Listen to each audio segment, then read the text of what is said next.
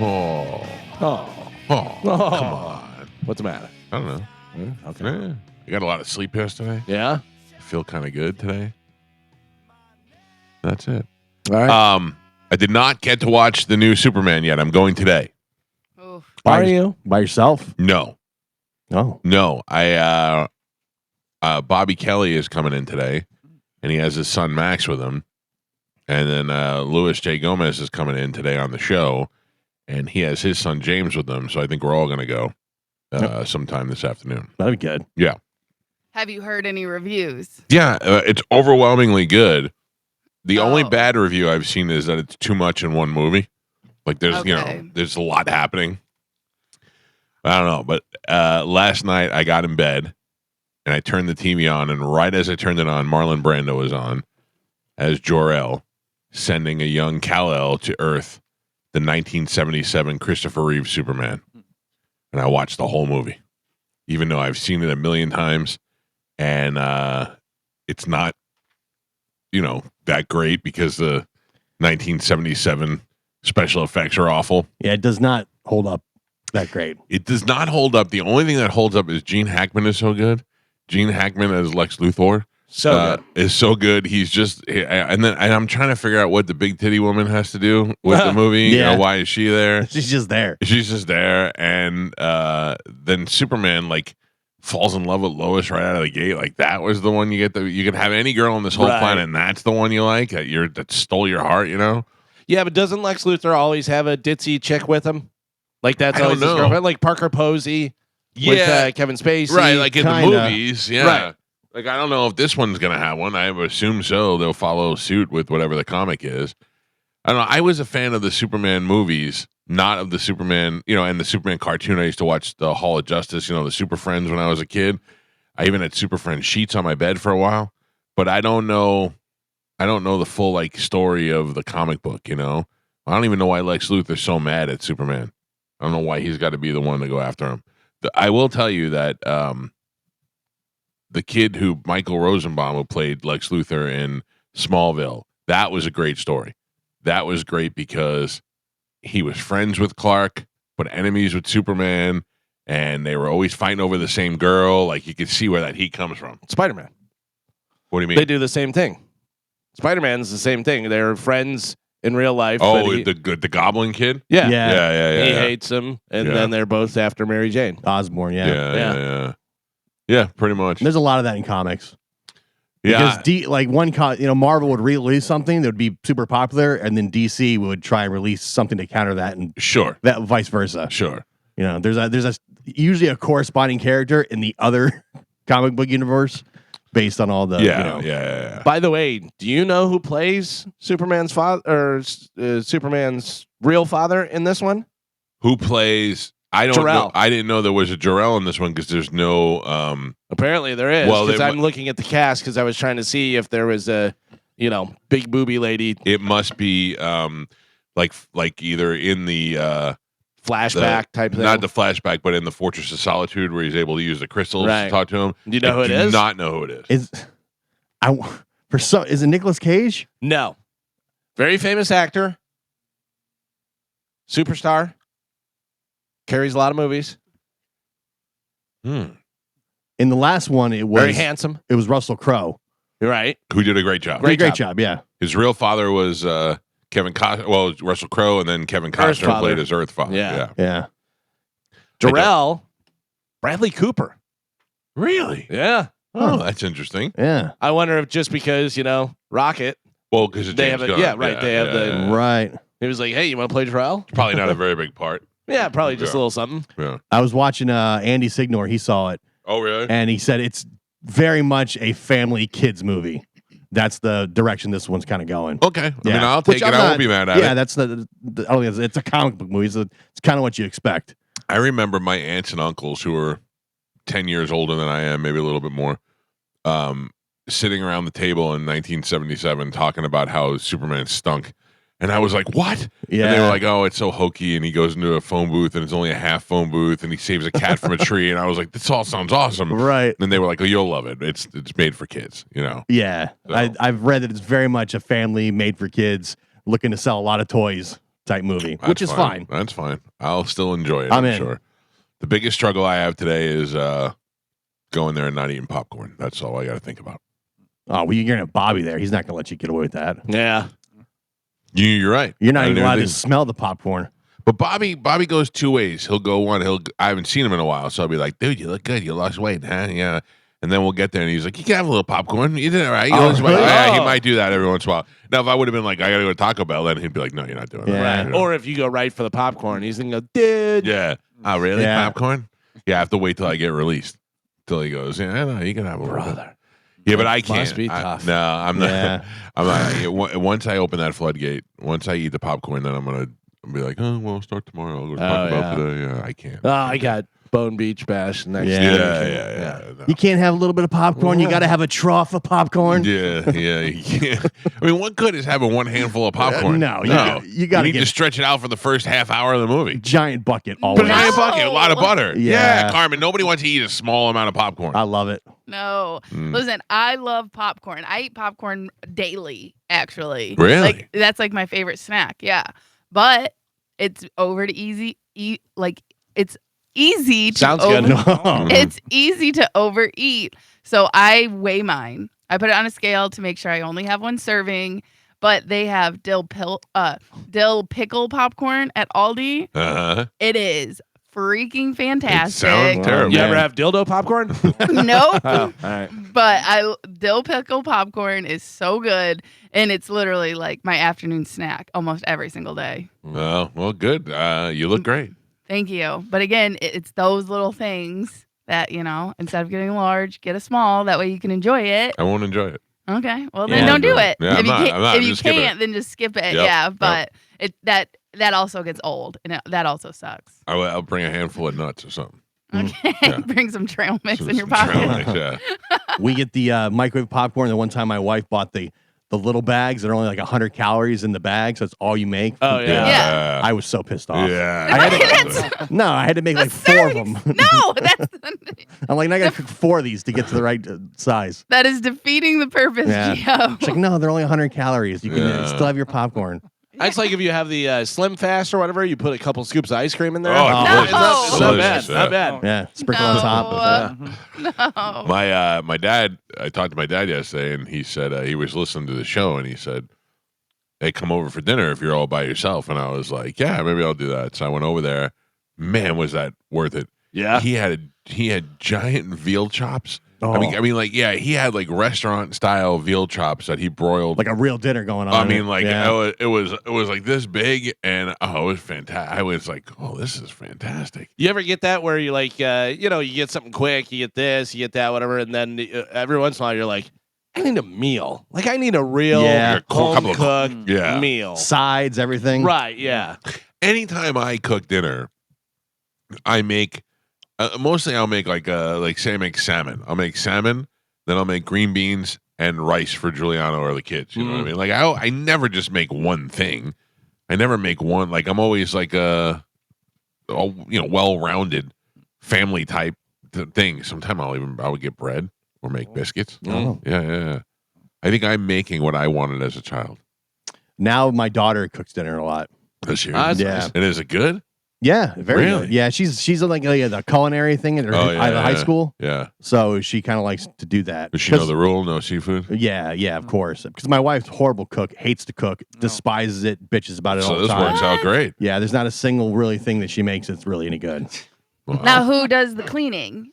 Oh, my kids. Okay. Yeah, I didn't clean anything. What kind of system are you running over there? What That's do you mean? great. It's an actual parent. Yeah. They're teenagers. They they're responsible for the dishes and clean up the kitchen after dinner. So you're saying you don't just give them your Apple Card? No. But I have to tell you, so my son hits me up yesterday and he goes, hey, I'm going to dinner at the casino with my friend and his family. He's like, do you think I can have a little money to gamble? I was like, yeah, no problem. So I Venmo'd him some money. So you're releasing funds to him and you can't even get funds released for yourself to gamble? I gave him $100. Yeah, okay. Yeah, I need to start at $1,000. Yeah. I gave him $100. So he hit me up from the Hard Rock like 5 minutes into it and he's like, I already lost all my money. Jeez. It goes fast. Should I send him some more money? Then on the way home, he's like, I'm on my way home. I said, hey, just a heads up, they delivered the water. Can you bring it in the house tonight or tomorrow? And he's like, yeah, no problem. So I have a water delivery where they bring Zephyr Hills water to my house, but they put like 10 cases out there.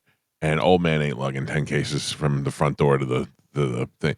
So he came home last night. All of a sudden, I heard the back door camera go off, then the front door camera go off. I'm like, what is this kid doing? He came home and he started humping the water and putting it away last night. I was like, Zach, I'll send that kid money all day long. I don't care. Yeah, he's fantastic. $200 to bring in the water? That's not a bad deal. It wasn't to bring the water. How much you getting for putting the cans out? Of course he brought it in. It wasn't to get the water. I had given him the money already, and then he brought the water in. I'm like, that's a good relationship. Yeah. I need to go pro, Michael. You gonna give up your amateur status? Yeah. It is Candy, Joe. It Joe, is you Candy. cut the wrong deal, man. I guess man. so. I'm sorry. He's not even getting the NIL stuff. No, nothing. He needs to go pro. He's a hard worker, Joe. I'm sorry. Yeah, I force my kids to do everything like little slaves. Do you really? Yeah, my daughter cuts the grass. That's the other how one they get money. Yeah, my other one does the dinner. I haven't thrown the trash in my house in a decade. I told Juliana last night, I sent her a text that said I miss you, and she sent me back a black middle finger. That's the kind of relationship we have. Yeah. That's mostly me yelling at her is to get her shoes out of the kitchen. Oh yeah. Yeah, I'm like, why is there constantly shoes? Like, I get it. I take my stuff off and I leave it. When I leave the room, I take it with me. Yeah, that must be a thing for girls that age. 'Cause my daughters have 30 pairs of shoes, and they're all over. They're in every room. They're on the stairs. They're upstairs, downstairs, garage, living room. Oh, it's crazy. I've got like 2 pairs of shoes. Yeah. I'm like, what is this? Oh yeah. I shouldn't complain. My wife cleaned out her closet, and for some reason, the cleaning ladies always put my shoes in her closet because she's got all the shoes in there. And they don't know the difference between what's what.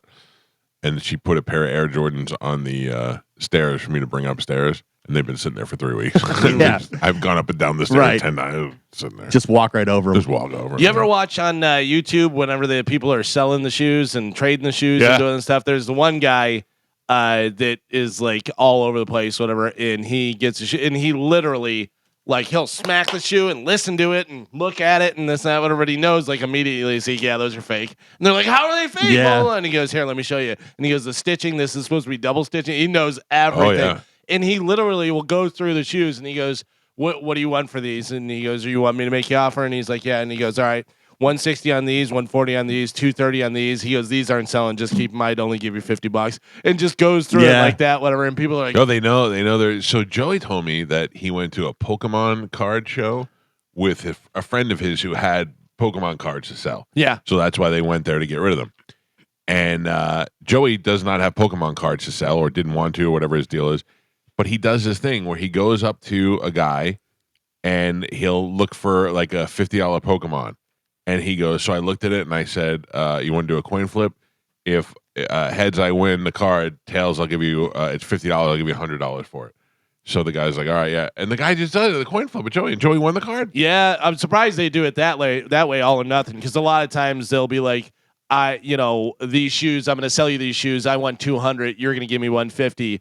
Coin flip for that, thing, whatever. At least you're getting something, whatever. But straight up coin flip, all or nothing is surprising. He went and he either gets $100 or he gets the card. Yeah. So he won the card and then took the card and went to another guy and sold it. And then left there with money. There you go. That's a great idea. Not bad. Some of those Pokemon cards are worth crazy amounts of money. They sure really go for a lot. I wonder what I have in this house that's worth money that I don't even know. My son has a bunch of Pokemon cards that he got just to like invest in kind of thing, whatever. But he works at a place, by the way, they have fake Labubus. Oh, really? Yeah, so the store that he works at has fake Labubus. I guess they got him in and they found out they were fake. So they're told everyone these are not real Labu. They're not the legit ones. Sold out. Really? Sold out immediately. Yeah. He goes, even the fake ones are selling out. It's crazy. The kid who invented them is the youngest billionaire in China. Oh, really? That invented the Labubus, which I still have no idea what it is or why there's a, desire for them. Yeah, it's everything. It's the same. It's Pokemon. It's Beanie Babies. It's, some catch on and actually hold a value and you can make some money off them. Other ones are just, 10 years from now, we'll be like, Yeah. those? What were those? 6 months will be something new that Right, the kids exactly. are grabbing. Well, I mean, just like the what was it? The NFGs or NFTs. NFTs. Yeah, so bad. Yeah. I don't even remember what it was called. You know? I was so wanting to buy an NFT because I really felt like I didn't want to miss the Bitcoin thing again. Like I was like, all right, I'm getting in on this. Tom Brady was buying them like crazy. I'm like, I'm getting in. Thank God I don't own a turtle smoking a cigar or something, or a monkey giving the finger picture. And what am I going to do? Like, I remember I kept saying, I don't understand though. What do you own it? So what? What do you do with it? You know, like I couldn't understand what it was. I can still pull up a picture on my phone and look at it. Right. Yeah. But I don't own it. Right. Okay, yeah. It was weird. Like I feel like you should be giving me money if you're looking at it on your phone. I don't need to own the picture of Sydney Sweeney's boobs. I can still look at it. That's right. You know, That's it's right. fine. For free. Yeah. Yeah. It was a weird thing. But it's that thing where you, like you said, you don't want to miss the boat, whatever. There are some that take off, and then if you get it, you're super rich, but otherwise you're just an idiot with a, monkey smoking a cigar. Yeah. And I don't know. I know Brady had a bunch of them, but also I know that I got one from the Super Bowl. And Lord knows where it is or what it's, if it's worth the goddamn thing. Is it digital? It's like on it's a digital thing. They gave it to you when they sent you your digital ticket because there was no tickets. So you had to have a digital ticket to get in, which sucks because the Super Bowl ticket's a great piece of memorabilia to have. Oh, yeah. And so they sent you a digital one, and then they sent you some sort of Super Bowl NFT that everybody got anyway. So when my dad and I went to the Super Bowl, the Steelers, whatever, I got those tickets framed with the pin in the middle and the picture of us and stuff. Yeah, that's cool. Yeah, I love those things. Like I have a signed picture from Taylor Swift, and with that I have concert tickets, and they have confetti and all that stuff, and guitar pick. Yeah. And my guy Andy put all that stuff in one frame, so it looks super cool. My daughter has it in her room, which now she probably doesn't even care about it anymore. Yeah. It's crazy. Now she likes Glorilla. No, it's worse. Carmen. What? She likes, oh man, I can't even. She loves Drake.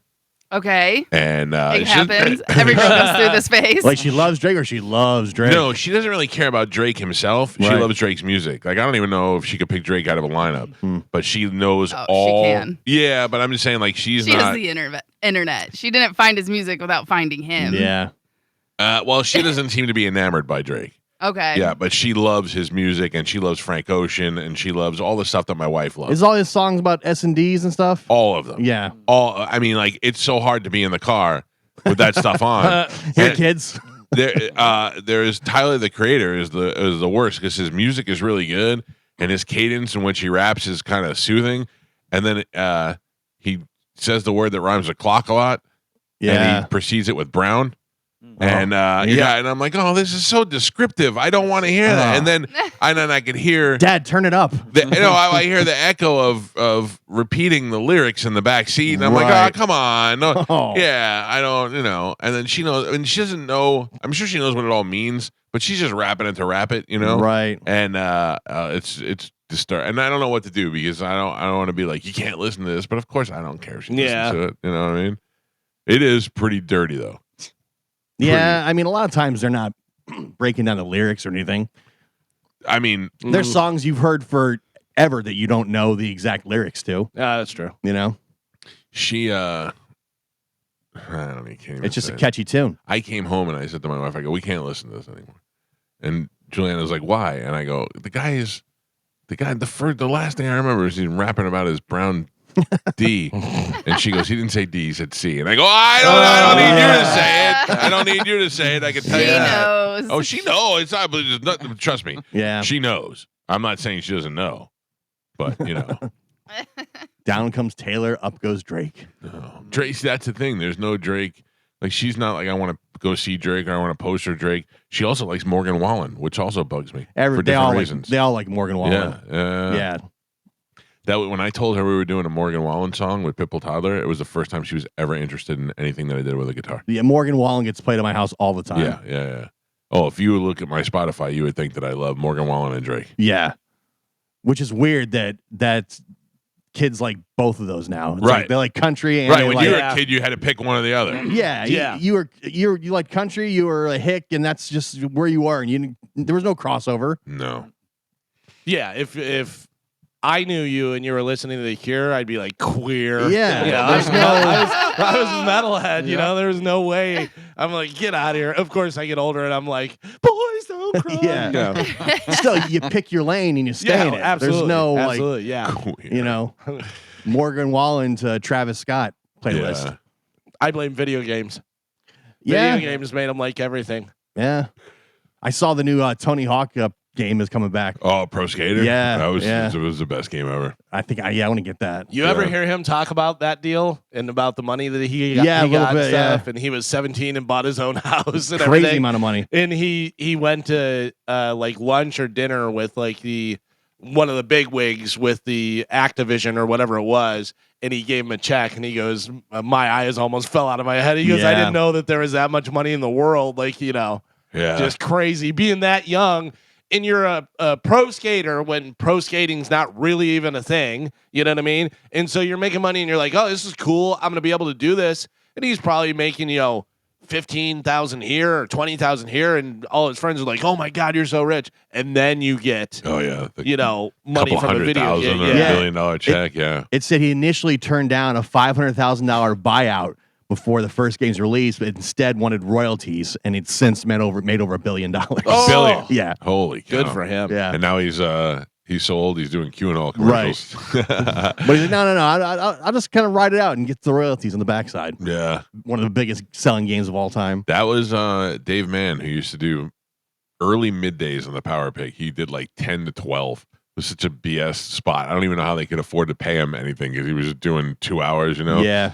And he was kind of like a handsome older man, and he did the copter kite. Do you remember that? It was a toy.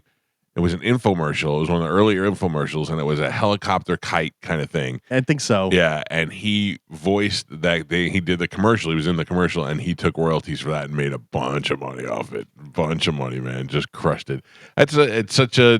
I feel like if I took royalties on something, I'd lose money. I remember there's a few different people. Like Steve Allen was one of the first ones. Steve Allen got Polaroid and Coca-Cola for the Tonight Show, and he got stock like in both of those. Yeah. He got stock in both the companies whenever they were babies and stuff. And I remember that Alanis Morissette did a tour, and there was something they wanted the sponsors, so they gave her a piece of the thing, and it was mp3.com.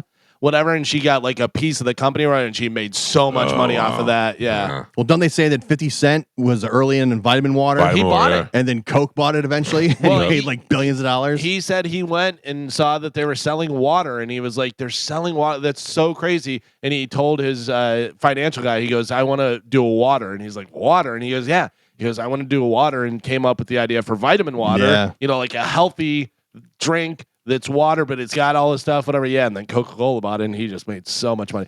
50 Cent, every time I hear him, I go, this guy is smart. Like everything. And he's hilarious. But everything he talks about, you're like, I agree with 50 Cent. Yeah. With all the stuff. Like normally you'd be saying queer. Yeah, 50 Cent's funny, man. Him and the Diddy stuff has been fun to watch. All right, we got a lot of things happening on the program today. Very funny comedian Louis J. Gomez, you know him from Legion of Skanks podcast. He is going to be in the studio with us. He's filming his special Saturday night, directed by Bobby Kelly, at Side Splitters. Tickets are available. He'll be there tonight through Sunday or through Saturday. But he is doing shows there this week, but filming on Saturday night. If you'd like to go to those shows, you can go get tickets there at sidesplitterscomedy.com. We'll also talk to our friend Cody Tucker in the 8 o'clock hour, live from Texas. And what else? We got Open Letter Rewind coming up when we come back. So we'll take an early break. We'll do that. Open Letter Rewind is next. It's the Mike Calta Show. This is 102.5 The Bone. Right now, Carmen is going to tell us what we have to give away today before we play Sporkle. Carmen, what is up for grabs? So we have tickets for A Day to Remember in Yellow Card, Uh-huh. Suicide Boys, Okay. and The Offspring. All right. That's pretty crappy. Well, all the other ones got taken up. Offspring's They good. got scooped up. Offspring's good. I don't know. Day to Remember and the other garbage. What was the other thing? Suicide Boys. No, Suicide Boys I know is very popular. The Offspring? Yeah. A Day to Remember? No, I Day to never- Remember is with somebody. Didn't you say that? Yellow Card. Yellow Card, Light and Sound. Okay. Yeah, so between the two of them, they have a song and a half. Right. No, I'm just kidding. I'm old. I don't know these things. All right, let's give it away right now with a little bit of Sporkle. Here we go.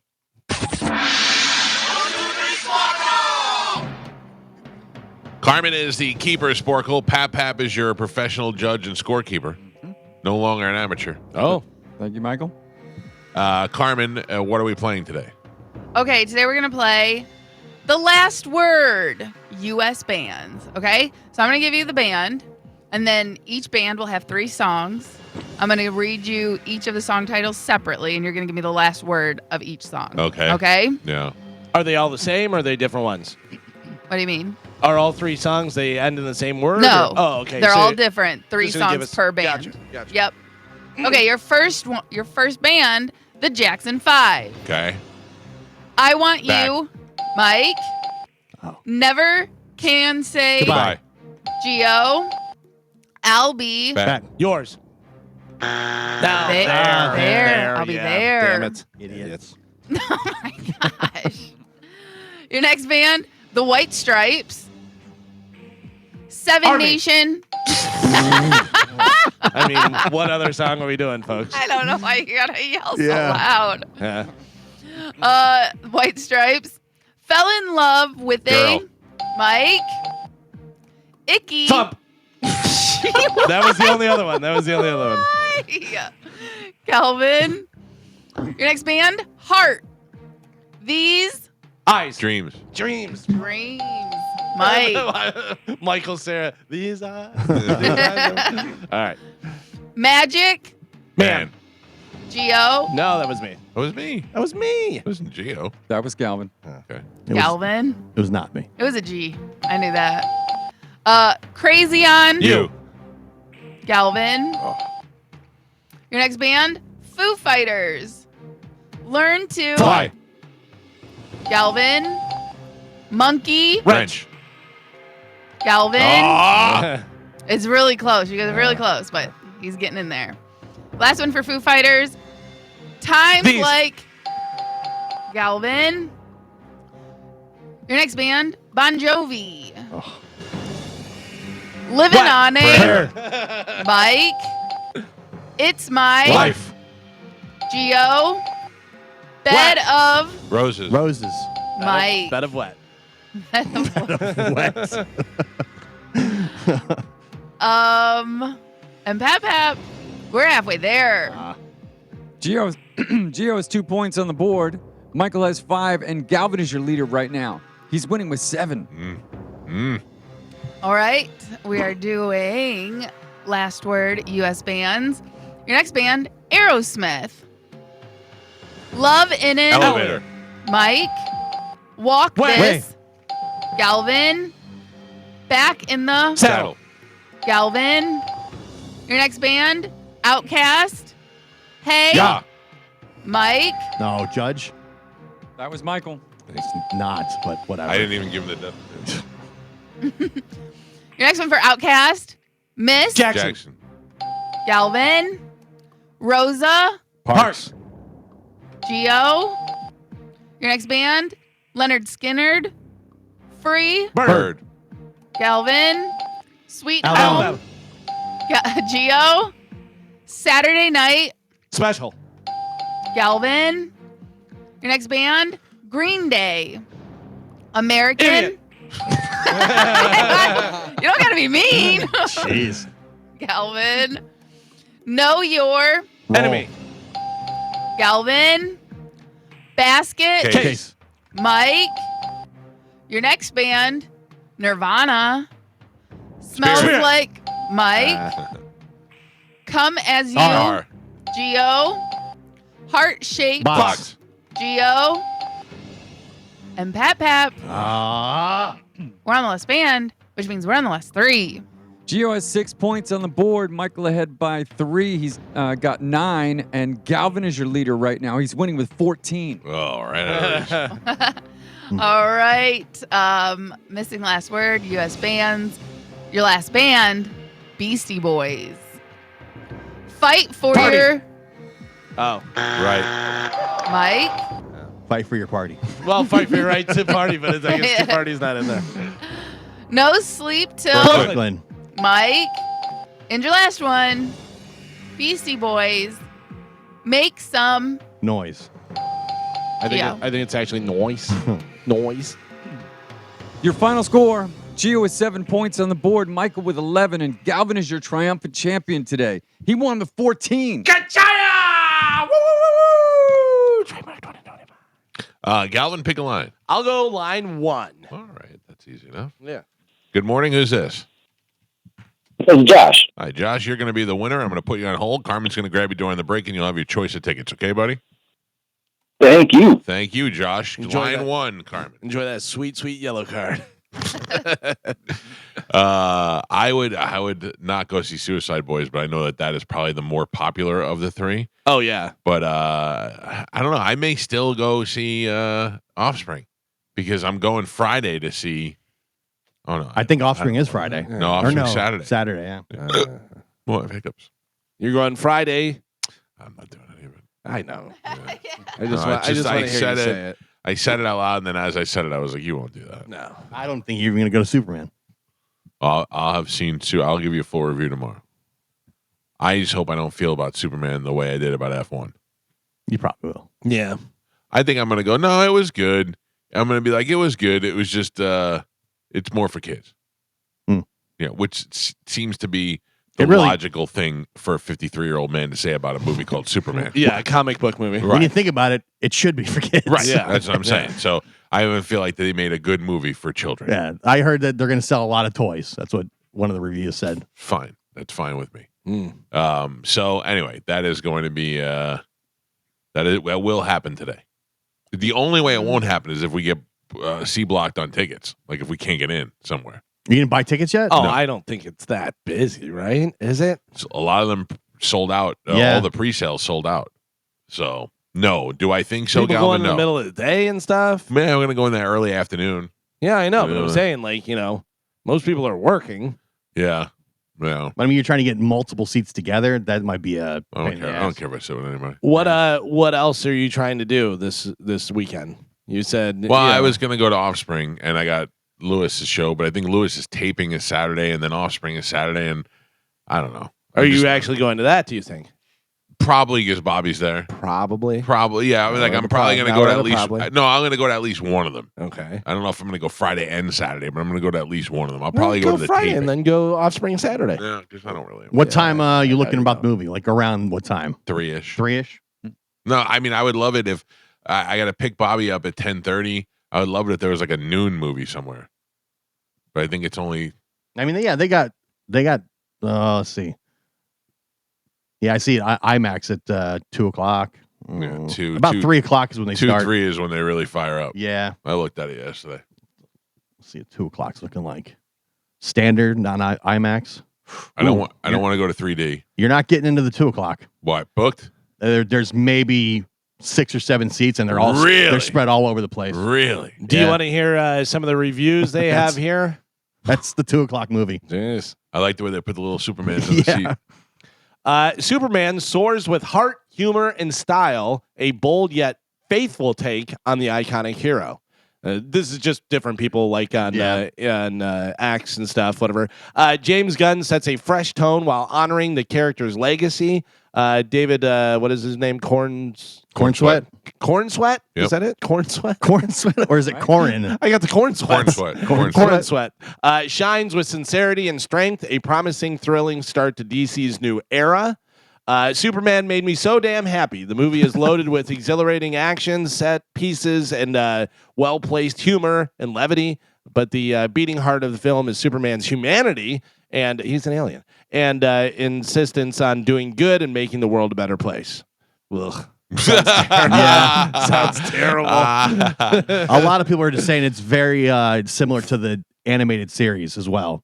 Couldn't tell you. Yeah. Couldn't tell you. I didn't watch the animated series. I want to know where Batman fits in all this. I don't think he does. He doesn't. No. He doesn't. He's too dark for this bright world of the new Superman. Plus, they just did the Batman with Pattinson. The second one, right? Because aren't they working on the second one I now? think so. That I couldn't watch that one. It was horrible. I didn't think it was horrible. I thought it was definitely different, Boring. but it was boring. Yeah. It was a little boring. Dark Knight Rises was on the other day, and it was the part where they're having a fundraiser for Harvey Dent, and all the rich people are there and stuff, and then Joker shows up, whatever. But Batman, God, Christian Bale is such a good Batman because he's such a good what's his Bruce name? Wayne? Bruce Wayne, but also such a good Batman because he's in the tuxedo and the guy's there and he goes, take a seat, pretty boy, and he just goes, wails him in the face, and you're like, yeah, get him. But then right after that, I guess they were having like a Christian Bale thing because The Fighter came on with Mark Wahlberg and Christian Bale. And I watched that whole movie. That's such a good movie. Fighter's a great movie. And Such Christian a Bale's great so good in movie. that. And it ends before Mickey Ward fights Arturo Gatti Right. and has the big trilogy that he had and stuff. And It's about his family relationship more than it is about his boxing. But I career. read that they were going to do the second part of that. Oh, really? That they were, but now they can't. Too old. Unless they get a different person to play him because because that was like such a big part of his life. I mean, it was a great movie standalone. But if you know the rest of it, you're like, come on, let's get the rest of that. Yeah, well, I'm looking forward to seeing the Superman today, and I'll give you a full review tomorrow. All right. There you go. All right, let's take a break. Galvin's got your news. We'll do that next. It's the Mike Calta Show. This is 102.5 The Bone. I just heard that commercial where their brisket shop is doing the big pig roast. Yeah. And I will tell you that the brisket shop does the food for the tailgate party, which I talk about all the time. So good. The tailgate party is so good. The food is just the highlight of the tailgate party. And they did a pig roast last season where they roasted the whole pig, brought the whole pig out there, and it is just fantastic. I mean, it is. If you haven't had a full roasted pig like that, it's an experience. So we're doing that on Friday night. That'll be a great time, and I'm looking forward to anything the brisket shop makes is always delicious. So yeah, I'm a little annoyed. Why? I'm a little annoyed that they're doing a gig at the brisket shop and Mike Olivero's out there and John Senning's out there. How am I not out there? That they're doing. Oh well, I think John Senning's out there because of Wild Fork. Doesn't matter. If they would have asked me to do it, I would have been annoyed that they asked me to do it. Sure. Yeah. Exactly. Yeah. Don't invite me to your wedding, but invite me to your wedding. Yeah. Yeah. Exactly. Don't want to go. Just want to be invited. I don't know anybody that is getting married that I want to go to their wedding right now. My nephew Tommy got married the other day. What are you looking at? I was looking at Joe. Oh, Oh, yeah. Joe, I'm sorry I didn't put you on the list. If you got married, I would go to your wedding. Thank you, Michael. Really? Because Yeah. you didn't go to his other four. I didn't go to. I didn't go to the. Were you invited to all those? I was invited to most of Oh. them. Yeah. Yeah. I couldn't go to the last one because I was out of town.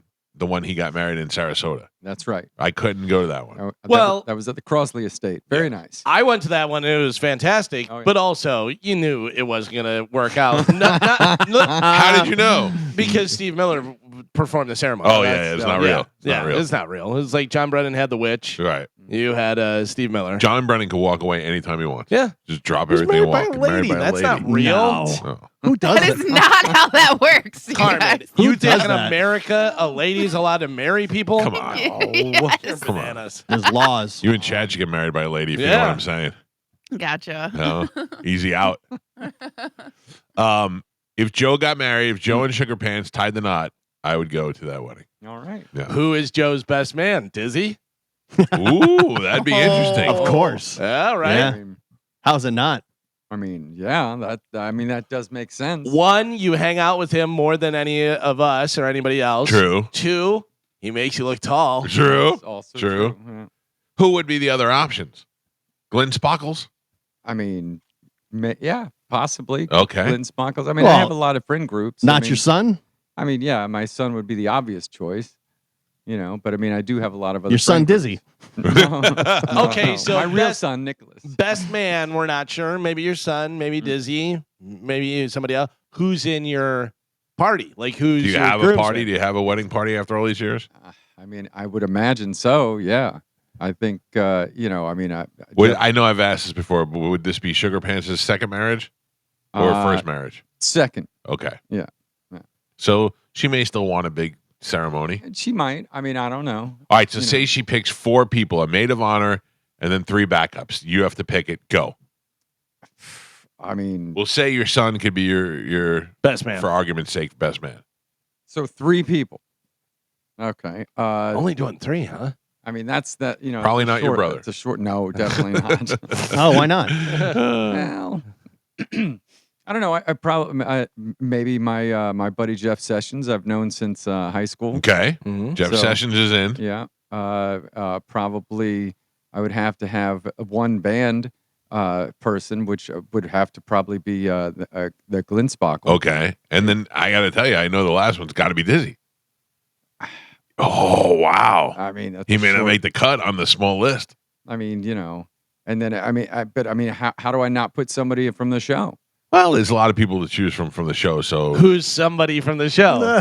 Clearly, it would be Mike. I mean, you've known him the longest. That's true. That's very true. Oh, I think it'd be Gio. No, you call Gio coffee bitch. Well, yeah. I do. But I do. They have like a love-hate relationship. They love each other. right, they're like father-son. Yeah. I mean, I organized your whole birthday party, but whatever. Yeah, you're out. I guess For the other than record, I that- don't want to be in the wedding. So if that helps out. I didn't think you did. Yeah, I don't. Yeah. I don't. I never hang out with Joe. That's not true. You want to though? No, Yeah. Yeah, you do. no. Yes, you do. Outside of the show, I've hung out with Joe like twice. I know because you keep getting edged out by the little guys. Spanish edged you out first, then now Dizzy's edging you out, and you're like, why not me? It's a short list for sure. Literally. I'll make it easy for you, Joe. I'm not going to be upset if I'm not in your wedding party. That's what I meant too. I didn't mean like I don't want to. I just right. won't be upset. All right. I understand weddings are difficult to deal with. Well, I don't even know if I would go to the wedding. Oh, that's just absurd. rude. That's I'm insulting. 100% there, Joe, unless it's on a Friday. Thank you, Michael. I mean, I went to his last one, and that was how many years ago? That was 2007. Yeah. So I mean, we've been friends a longer time. So of course Right. I'm going to go to this one. Yeah. I had a new baby at the time. Oh, I didn't get there. I had a yeah. newborn. Excuses. Not even a year old. don't get married during football season. Oh yeah. Oh, That'll yeah, really don't do decrease that. your chances Come of on. Well, People she's showing a bigger football fan than me, Perfect. so she would not. perfect. Make sure you put all the fatties at one table too. Don't Yeah. forget that. Weight Watchers. That was hilarious. Yeah. Fatties at one table. You should make tables though, not as obvious, but make them like Stoners. Yeah. Creeps. Yeah. Little people. It's like Bands. Dizzy, Monica. Yeah. These little shorties at one table. Tiny little table. It's a little table. You could do one Beards, me, Gio, Mike, Carmen. Oh yeah. Yeah. Mhm. You still growing it, Carmen? What? My beard? Growing and shaving? I'm still shaving. Yeah. Yes. Nice. Yeah. Okay. I'm Anybody- not growing by any means. Anybody doing anything special for the beach party? Anybody doing like some new stuff, new clothes? Oh, are you spray tanning again? I'm thinking about spray Oh, tan. wow. Thinking about spray tan. Yeah, you're gonna be Bringing outside. Dark Calvin back. Right? Yeah. Yeah. I mean, If you didn't know me, you wouldn't know. you do look a little golden. Not that it's bad. It doesn't look bad. It looks typical of somebody who tans. Spray. Yeah, it does. I feel like spray tan does have a look. Can you tell? Could you tell? But it's not if a you look. didn't know It's not a me? look. It's not a look like, oh, this guy's spray tan. It's like, oh, it looks like that's probably a spray tan. Yeah, when it's so even and the perfect color that you assume it's probably a spray tan. I will And tell you. it's like a yellowish gold. I will tell you Yeah. that I am currently not tan, but about as tan as I get. Yeah. Right. Like this is about it. This is I'm out in the sun every day. This is about as dark as I get. It's wild. I can't retain a tan. Like I got some sun over the weekend from being out at the beach, and then by tomorrow it'll be gone. Which is weird because you're Italian. Yeah. You would think that you'd hold the tan and stuff. I'm Oh, my. Irish, so I just burn and then go back to white. Yeah. That's pretty much it. Well, if you see a Galvin looking like a hash brown out there, you know what's going on. Yeah. You We'll know see. Maybe I go light. Maybe I just do a little bit. Oh, if I you're think gonna do it. I think I Yeah. went medium last time because the first time I think I went light and then I went medium You went George Hamilton. and I went whoa. Yeah. Well, we'll see. Carmen, what are you Yes. gonna do? You gonna shave it down to just a mustache for the weekend? Listen, I'm gonna shave for this. Yes, I've been working on my tan. How do you just- work on it? What do you do? I like Not lay the beach. outside, That's what I'm saying. You've been going outside, like outside your house. but like for 20 minutes. Uh-huh. Like I do it like for time wise and stuff. And I've also been working out, so I look good in a bikini. Oh. And Send me a picture. I'll put Any of it. your neighbors ever peeking out the blinds or anything? Like, oh, the blondes out there. Damn. Nah. well, I just do it on my front porch, so they can just walk by and see if they really want. on Oh, your yeah. front porch. Well, yeah, I don't have because the backyard is like covered with trees. Oh. So our patio set is out front. So I just push the two big comfy chairs together. I know you own that place, but I think it's time for you to move. Yeah. Go ahead, buy me a house. I would love one with a yard. Yeah, talk to your husband. Not my husband either. Whatever. Talk to that guy. Okay, well, you're the one who's like forcing me to move. I think it's time. Yeah, I'm fine in my house at the mortgage that I can pay. I think it's time for you guys to go out. Tommy, you and Chad can't move to the water tower? Then Chamberlain, where was your picnic at? What'd you have? Didn't you do something where you were up on top of some tower or roof or something? Oh, the press box. The press box. Oh, the press box. Yeah, on top of the press Yeah, box. just move up there. You'll be fine. Yeah, unfortunately, we can't have dogs on school grounds. Come on. So That's what they're worried about? Yeah. I think Chad needs like 2 successful seasons before they can upgrade. Yeah. Well, Gotcha. but also the other part of that is like Dom always says, he tells Don't buy you it together. don't buy it together, Sure. especially if you're not married. You know what I mean? Because that Right. just creates or All opens right. the door. Who's coming to your wedding? Come on, let's do it. Wait a minute. Carmen's getting married. White Devil. Wait. Oh, man, if you had a White Devil theme party, Yeah. I'm there. Diablo Blanca. Yeah. That's gonna be my bachelorette party theme. That would be great. Yeah. Well, who do you got in your lady party? It's going to be Ashley. Ashley, Leanne, You Kayla. I was going to say, Kayla. Kayla still? Still friends with Kayla? Like Yeah, that? Talk to yeah. her a bunch? What is Talk she to her. doing now? They actually just moved to Georgia. Her husband got a nice job with a promotion and stuff, and he's overseen a bunch of different micro companies or whatever. So she's out of branches. radio. No, but she had left it before. She just, kind of wore out and started doing. What about her brand? Oh, yeah. I'll tell you right now, You know though. what? You know what Kayla should be doing, and she could do it from anywhere, and she could do it from Georgia. Kayla should be doing voiceover, because I hear so many people that sound similar to her. She has a good read, and she has a good voice. She has a young, good female voice. Whatever, she should definitely be doing voiceover. Right. Yeah. But I think, like I said, I think she just kind of got tired of radio, like most people do. She was You know, the first that- person. I'm not tired of it. Are you tired of it? No. Yeah. She was the first person I heard say, "I'm working on my brand." Yeah. And fast forward, 7-8 years, everybody says that. Yeah. No, I know, but that was the hilarious thing. What brand did she have? at the And she time, was like, I I have a brand. Never Her heard that. brand. And now Yeah. they all Yeah. say that. But that's that literally is what you describe people as, like their brand. I've like I've content creators. never All the said that about influencers. Yeah, myself. that's because you're old. No. No. I've Yeah, said you're that out of the about- loop. I've You're said out of that the about loop. other people. But what we would say, though, instead of saying brand, whatever, what we would say is working on getting my name out there. You know what I mean? Yeah, and having your name. Yeah. All the Yeah. influencers, the content creators, they all say It's my brand. It's about the brand. Right. They have a brand. Yeah. Right. You have to have a brand. Right. But their That's what brand I- is them. But that's what I Yeah. think Mike is pointing out is that she wasn't. She was like any- a part timer who was Right. working on her brand. Right. It was Because ridiculous. how are you going to get bigger if you don't work on the thing that you're trying to achieve? Yeah. So, you know what I mean? So I think if she would have said, "I'm working on creating a brand," Yeah, would or, have been, or yeah, it was. I think we're just old, and that's what everybody Yeah. says now. I No, think I you guys are understand what just they're- judgy. Yeah. the No, no, word, I the understand word what wasn't new. It Right. wasn't like we didn't understand the I- word. We don't think that she was using it. She didn't have a brand. Well, she didn't have a. she said that work she was on it. building her brand. No, Building she's- it, which is the creating it. thing was is Okay. that they wanted her to do something on the bone, and she didn't feel it mixed with her brand. Right. That was the Right. problem, and she didn't have a brand at the time. But you're building it. But she that's was what you're building working it. towards. Yeah. Wow. So that's what you're Some people creating. they say once the court jester, always the court jester. Mm-hmm. You got to choose wisely when you're, starting out. yeah. Well, I don't know. It'll Look, bite you in the ass later on. I don't want to make it. I like Kayla. I think she's she listens every day. to So- us. Yeah. Oh, good luck with your brand. Yeah, she usually texts me. I'm surprised she hasn't texted me yet. No, I No, was keep talking already crap. saying it. I was already saying it before I knew. I already like Kayla. I just think that was a little absurd when she said it. But look, good for her. Sam never did Yeah. nothing. Yeah. Kayla doesn't have a brand. Kayla never had a Who brand else to you wanna work take on. down? Do you know? I got to be honest with you. I was feeling bad about the Sam thing the other day. You should. Because I was more arguing with you guys, and it sounded like I was arguing against Sam. She also used to listen all the Oh, time. my God. All the time. I Yeah. feel terrible. now. Yeah. Every time I was in the building, she would bring up something on the show. She'd be like, "Oh, you did this." I was trying to say Kayla was like ahead of her time. Nobody had said that to me. I had never heard that before. Oh, I had heard it before. Now it's No, very, like back then. You got to It's- think that was like over 10 years yeah. ago. Now it's super common. Yeah, but it was just so funny to hear somebody that barely was scratching the surface to be like, I'm working on my brand, and be like, shut up. Yeah. Oh my God. Seriously.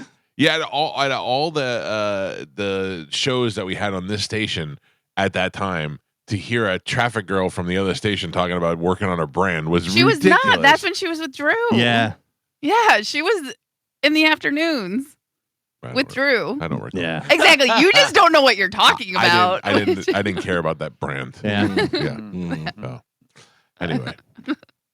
What are we doing? I now? love you, Kayla, and I. Hey, Kayla, I'll see you at Carmen's wedding. No, I don't know about that. Hates Kayla, hates Yeah. Sam. I love Sam. I don't hate Sam. Well, that's I not what don't. Sam thinks. No. No one's done anything but you. I Yeah. didn't say that.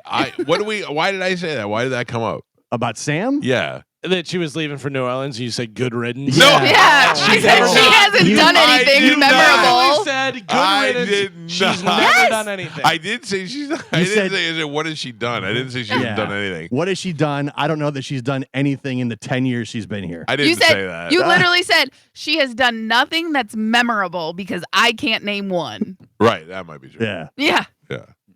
Did you think of one? She built her brand. Listen, Everybody's she gonna did a think. lot of sliding into Jello. I know that. Oh, yeah. Yeah, that was good. I paid for a lot of that. No, thankfully they never asked me to just slide into the Jello. They just asked me for money for it, which I'm fine with. All I'd the much rather ladies do did that, right? Because you had Sam did it, Danielle. Danielle did it, Scotty did it. Yep. Oh, boy. You guys You know what you sure. should have done? You should have had Sam and Danielle, and I think who else did? They should have sold that Jello. Oh, yeah. Oh, Eat eat the Jello Yeah. afterwards. Oh, gross. I did the Jello plunge. You did? I did, yeah. How was It's cold. it? Yeah, I bet. Yeah. When I was working with 97X. What I they do, imagine they've you never done wore nothing. you wore the old timey one piece striped with the straw hat. Yeah. Hey, kids, gonna see me slide into the Jello. Yeah. Seeing the funny papers, and then you scooted down. Yeah. It was for pediatric cancer, so I felt good about it. Oh, you're a good person. I remember they asked me to rappel down a roof of a building. Oh. And I said no, but Spanish will do it. Yeah. Oh. Didn't Olivero do it too? I think so, yeah. No way. Well, here's a couple of things. One, they had some weight restrictions on it. And I don't know if I would have been in the weight restriction or not, but I was like, I don't want to chance it. If they're telling you it's got to be a certain weight, what if I'm too close to the weight? What if they were wrong about the weight? What if they're like, we were 10 pounds off? I don't need to find that out the hard way. Also, I don't trust people. I mean, we know everybody. We know everyone. You know what I mean? Think about people that are doing jobs that you're like, that guy's doing Right. that. Like, that's crazy. We all just assume that the big giant pipes that are going from A to B on the back of the flatbed truck are strapped down properly. Yeah, we don't know. I have no final destination following that No. thing. I don't know who put it together. Some guy that's pissed off at his girlfriend and he's not paying attention because she keeps on texting him and stuff, and he didn't strap down the third strap, and then all of a sudden he comes shooting back in my face. That's why I never let my kids go on carnival rides. Yeah. Ever. That happened to my cousin. She was invited to go to a Yankee game one time and then couldn't go at the last minute. And the guy that was taking her was driving to the Bronx, and a car in front of it, a pipe went through his windshield, went through the passenger seat. Oh. Would have went right through my cousin. Would have killed her. Wow. Isn't that crazy? That is crazy. I just think of Christopher in the baby seat with Tony. Yeah. That's all I think about with that. Christopher. All right, ladies and gentlemen, it is time to check in with Galvin. He has today's news. And now, news with Galvin on the Mike Calta Show.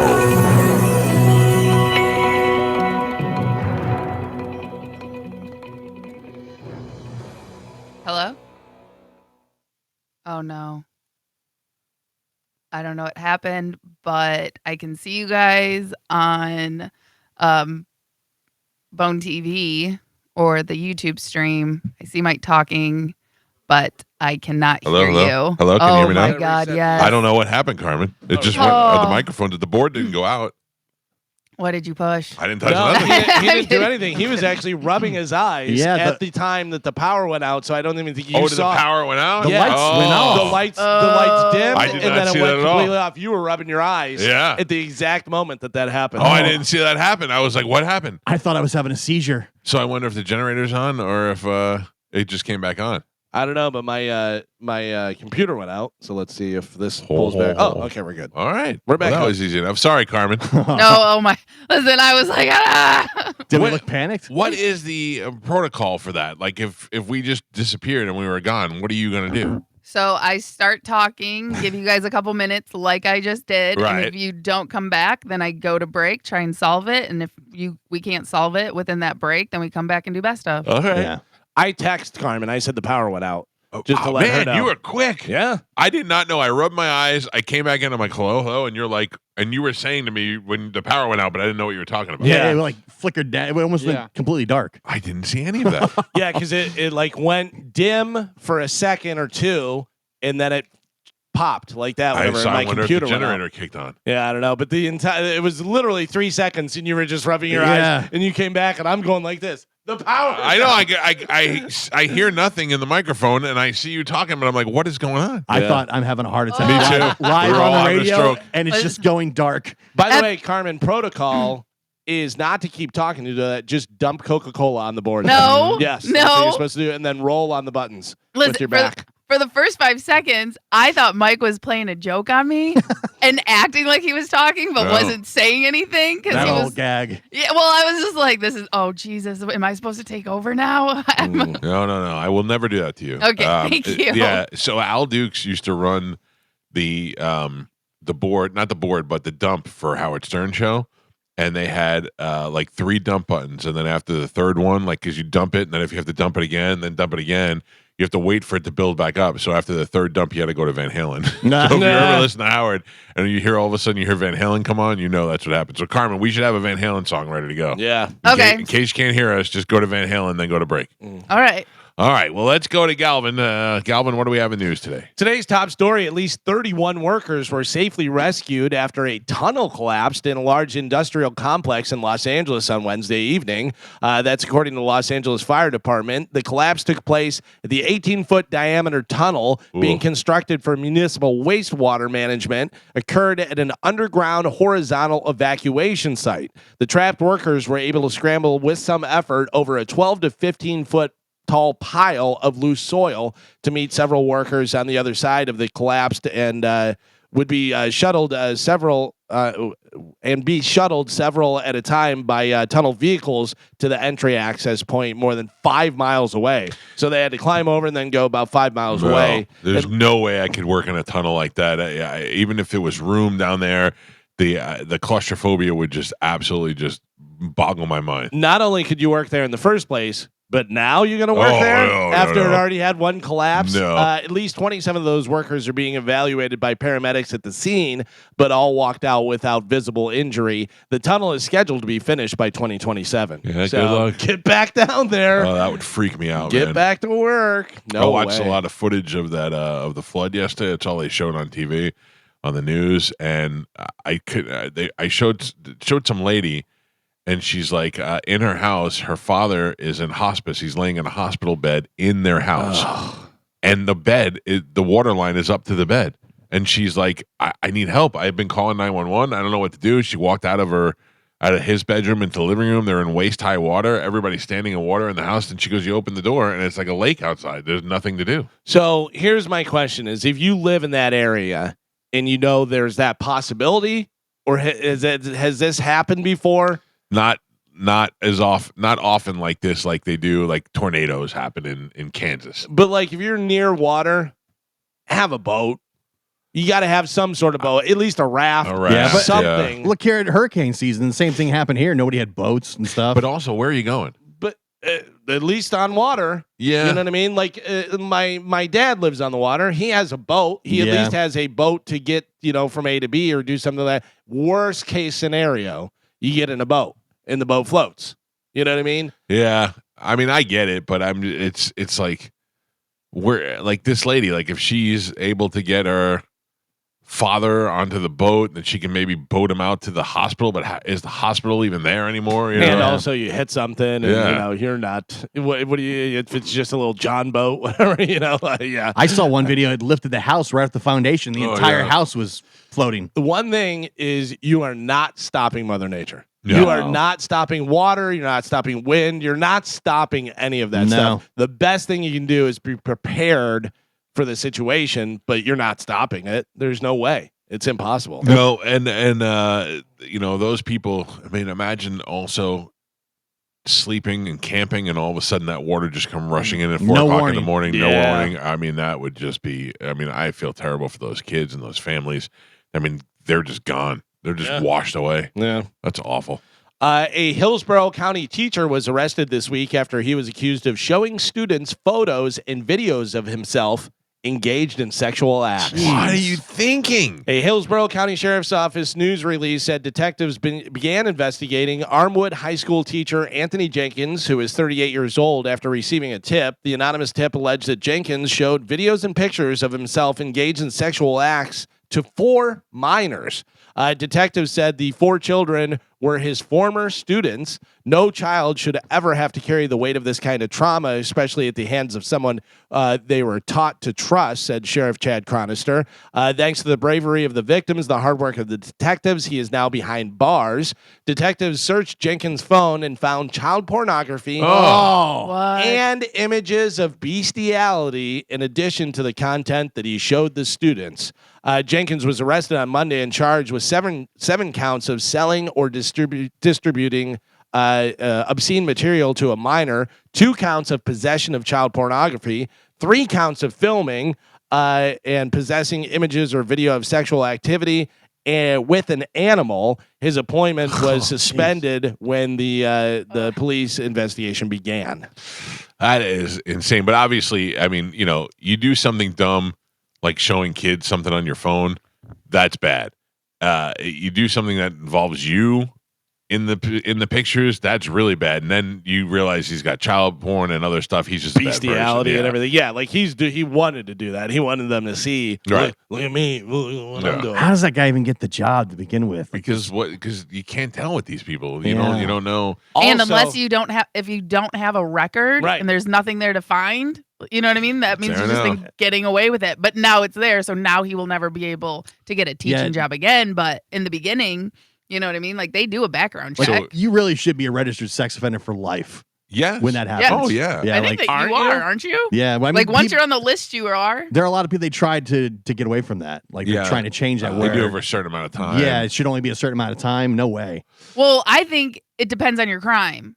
Because also, remember, you'll get put on that list if you're peed in public or there happens to be a child around. That is different. You should be able to make a common sense decision about that. Like, this guy clearly is a predator. 100%. And he should be on the sex offenders list for life. Like, no questions asked. But again, that's why we have our system. So can I tell you, I'm looking through my phone this weekend. I'm boy. But just real quick, we are on the air. Yeah. And then he revealed it all. No. I'm looking through my phone. I'm just erasing pictures that are old, And every once in a while, there'll be a booby picture or something. I'll try to remember what it was. It'll either be something we talked about on the show or something Pete sent me or whatever. It'd be nothing crazy. And then I get to this one picture of this girl standing in a doorway completely naked. You can't see her face, but you could see her body and her. And I was like, who is this? I know. And I can't figure it out. Carmen, you know who it was? No. It was you. What? It was the one where that guy used the app to take your clothes off. Because I scrolled to the left and there was the original picture of you standing in a doorway with your clothes on, and I went, "Oh God! Imagine my wife would have found this. Yeah, it would have looked like you sent me before and after picture. No, it would not because it would have. It would have looked just like it. Yeah, it would look that way, which is why that's illegal. Yeah, I erased the original. Good. Oh, wait a minute. No, honey, you don't understand. A listener removed her clothes and then sent it to me, and I saved it on my phone. I did show it to her, and I said, "Look at this. This is Carmen. This is also Carmen." And she goes, "Oh, why do you have that?" I go, and I told her it was. Yeah. Wow. That's what I'm. But that's scary. By the way, that's what I'm saying. Anytime with anything, it's fake. It's AI. Don't worry about it. Pretty messed up. Carmen, it is pretty messed up. Yeah, because it's a really accurate picture of you. Right. And anybody that doesn't know is like, Mike's got naked pictures of Carmen on his phone. And that's the thing. Now that guy takes them and goes and starts an Look what I have, yeah. OnlyFans Yeah. with them, and then he can create a whole profile on me. Or Like, he just tells people you send him naked pictures. exactly. And they believe that. Why wouldn't you? Right. And then it gets back to Chad or something. And you know what I mean? Like, luckily, Chad knows the original pictures and where they came from. Right. You know what I mean? But don't worry, I'm not showing anybody else. Thank you. I'm just keeping them for myself. Wait a minute. Right next to the bestiality pictures. No. Does No. that app do like remove your clothes and make your dong bigger? I'm sure. For the record, I do not have that app. Yeah. Yeah, me either. I don't have it. So we were talking about that guy that got arrested for child porn. A 46-year-old man in Utah left his phone behind at a hospital and then got arrested for underage porn because he made one of the images his screensaver, his lock screen. These guys are not smart. No. They're Or not, do they want to get caught? Like, what is you? Maybe. Is part of getting caught part of your deal? maybe for Or some people seeing what you have? I don't know, because your life is ruined I don't know. the minute you get caught. Yeah, I mean, I don't. I some people though, if that's the thrill. They just want a way They out. just want to not a way out, but like the thrill is me showing you the picture. Yeah, I guess. Or yeah, like him having it on his lock screen. Someone may look at it and be like, "Oh my god, disgusting!" But he's hoping someone else will look at it and be like, Hot. "I'm in." Yeah. You Yeah. know what I mean? I have some to send to you. Yeah. Or is it that he's gotten away with it for so long that he's like, I'm too good. No one Or- will ever catch me. Is he just so old he doesn't know how to change his lock screen? Or that. Could be.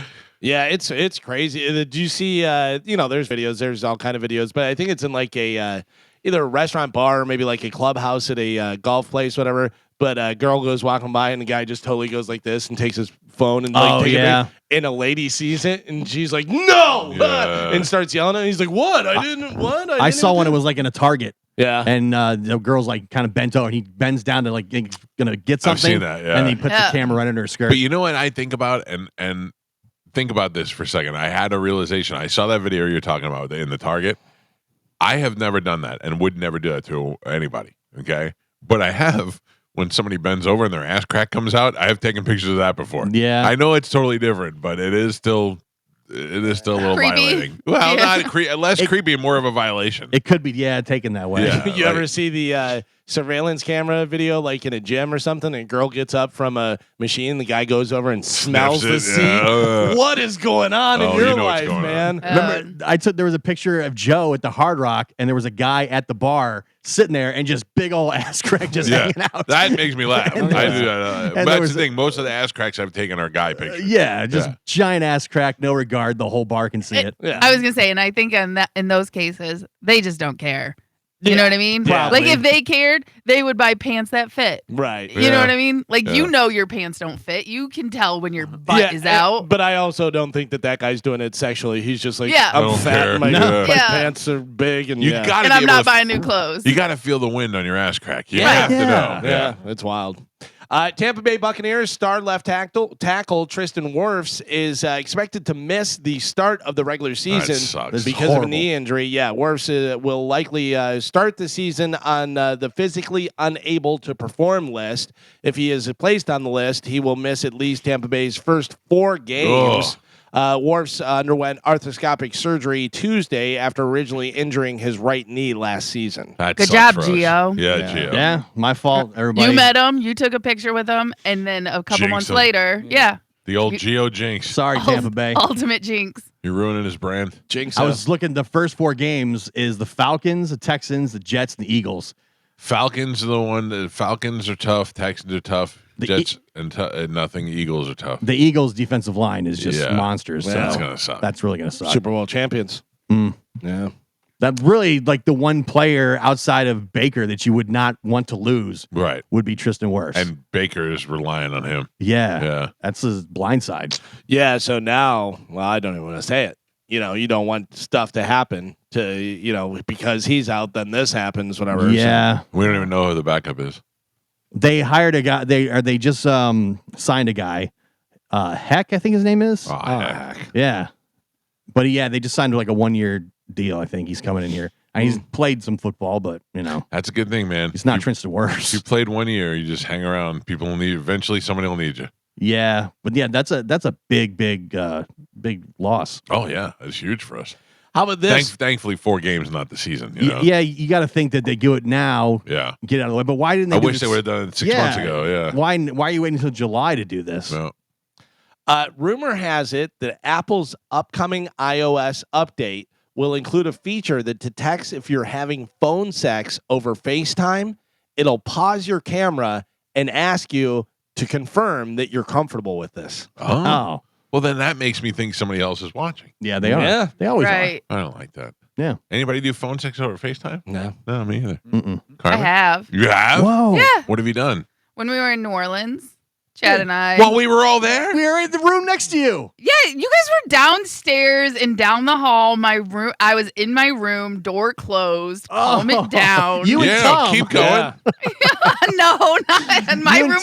My door was locked. Trust me, I made sure of that. Yeah, to make but sure. you and Tom both doing stuff. I mean, No wonder why Tom was naked. First off, you guys had no idea until I just told you. No, So we would all had our ear on the door. I feel violated. Carmen, I Yeah. knew. yeah, I mean, you know, yeah. me, and Chad, we love each other. We can't stay away from each other that Yeah. long. So what you're telling me is Carmen's up there having phone sex. Meanwhile, I get to see Tom's dong.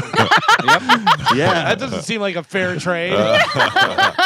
Wow. But yeah, it was just like because Chad and I would FaceTime like every day, you Yeah. know, just to say hi and stuff. And occasionally it would be at night. How and did it go? He'd be like, "Hey, what are you doing?" he'd be like, "Oh, what are you doing?" I was like, "Oh, we're getting ready to go out or we're getting ready to go to bed." He was like, "Let me see a little something." I was like, "Okay." Right after we ate like 10 Crystal Burgers, too. And then I showed up. No, not that night. That was way too late. Was This it was the night that you blew up the bathroom? no. Did you really get sick from the oysters? Oh, yeah. Yeah. Don't come in here. I'm sick. All right, so he was like, "Let me see a little something."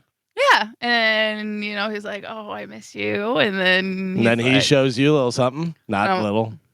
exactly. And I'm like, "What are you doing?" And he's like, "Well, I'm getting ready to go to bed." And Tarkov. that's part of his routine. So then I was like, "Well, I can help you with that if you want." And he's like, "Okay." All right, and how do you help him out? And then I just, you know, show him myself. You talking? Like not a lot because you guys were there, so I had to Yeah. be quiet. So it was.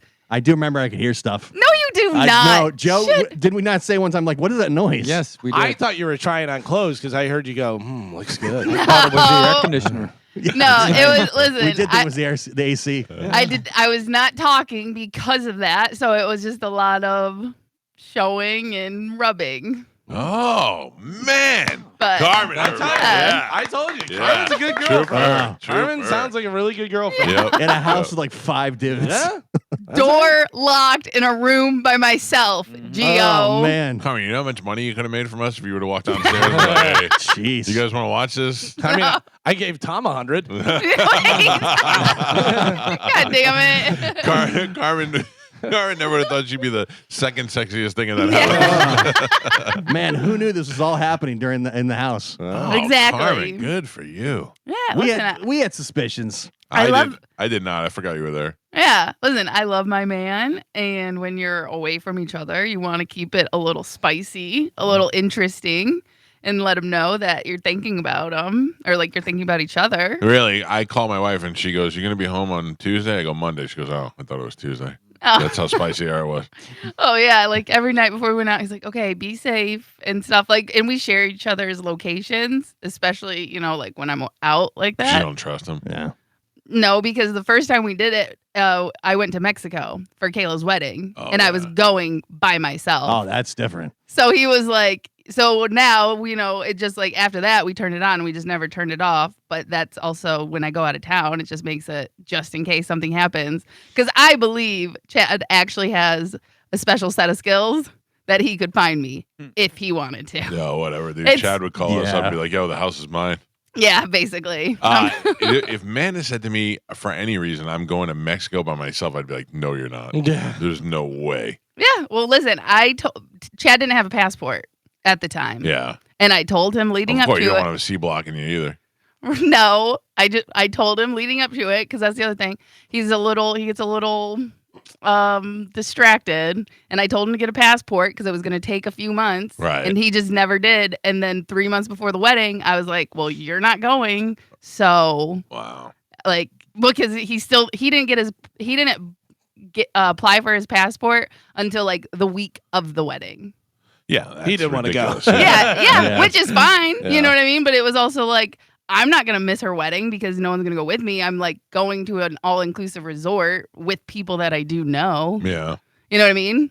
So, Carmen, this sounds like something you would do. This sounds like you would wake up and see this. A sleepwalking woman woke up one morning to discover that she spent $8 the night before getting DoorDash delivery Oh yeah. of a single packet of honey mustard. wait. She just had an $8 charge. I don't know. I got honey mustard. I don't know why. Absolutely not. I remember going out, drinking when I was younger, and you would, leave the bar, go get food, come back, and wake up the next morning, and there'd be food on the table you didn't even eat. Yeah, and we you did had that no a lot. idea who ordered the pizza that nobody touched. That's Oh. wild. One time we ordered Wendy's because it was like 3 a.m. It was the only thing open. We fell asleep, woke up in the morning. Raccoons had gotten it. But listen, they ate everything but the fries. That's how you know Wendy's fries are disgusting.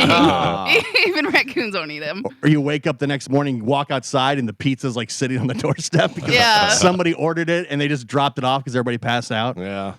That's funny. Nearly a third of Americans think they could pass as British Hello. based on their knowledge of UK culture. Good day. No, I couldn't. Not even close. No? While 27% feel somewhat confident that they can nail a British accent, 26% admit they regularly struggle to understand it. No, I couldn't do either one. No, I'm terrible with accents. I can't really understand what anybody's saying, and I know nothing about it. Yeah, if you're even watching like Peaky Blinders with the it's hard to watch without even having the stuff on there. Yeah. What's his name? Bill Hader did a skit on Saturday Night Live. It was him and Fred Armisen, and they said if you're watching stuff without the subtitles, and there's like a little bit you'll understand, and then they get into the I don't know, and you're like, what did they say? It's so weird to me for some reason when British actors do American accents and that's how they talk. And I'm like, why don't they just talk that way all the time? Yeah.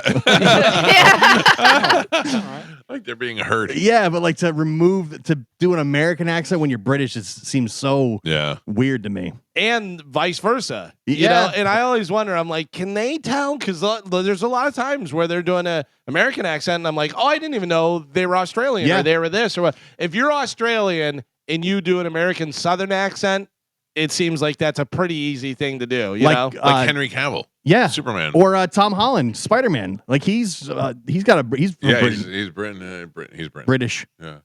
So when you hear him like in interviews, it's just weird because he's always doing like the American accent for Peter Parker. Yeah. Hello. I remember when Gary Oldman was on Dennis Miller's show, Dennis Miller's HBO show, and he came out and they were talking. Dennis Miller goes, "You're such a good blank and actor." He goes, "I didn't even know you were English until now." He had no idea. Yeah, which is wild. But yeah, I don't think any of us could even come close to passing. No. Yeah. I have a hot or not for you guys. Okay, good. A 19-year-old named Ali Hoop, and her name is spelled Aaleagh. I'm assuming it's Ali. All right. Hoop, a former nursing home aide, has been arrested and indicted, accused of stealing $23,000 from an older resident at her care at Woodland Country Manor Nursing Home in Ohio. The investigation began when a report revealed fraudulent withdrawals from the victim's bank account. How often do you think this happens?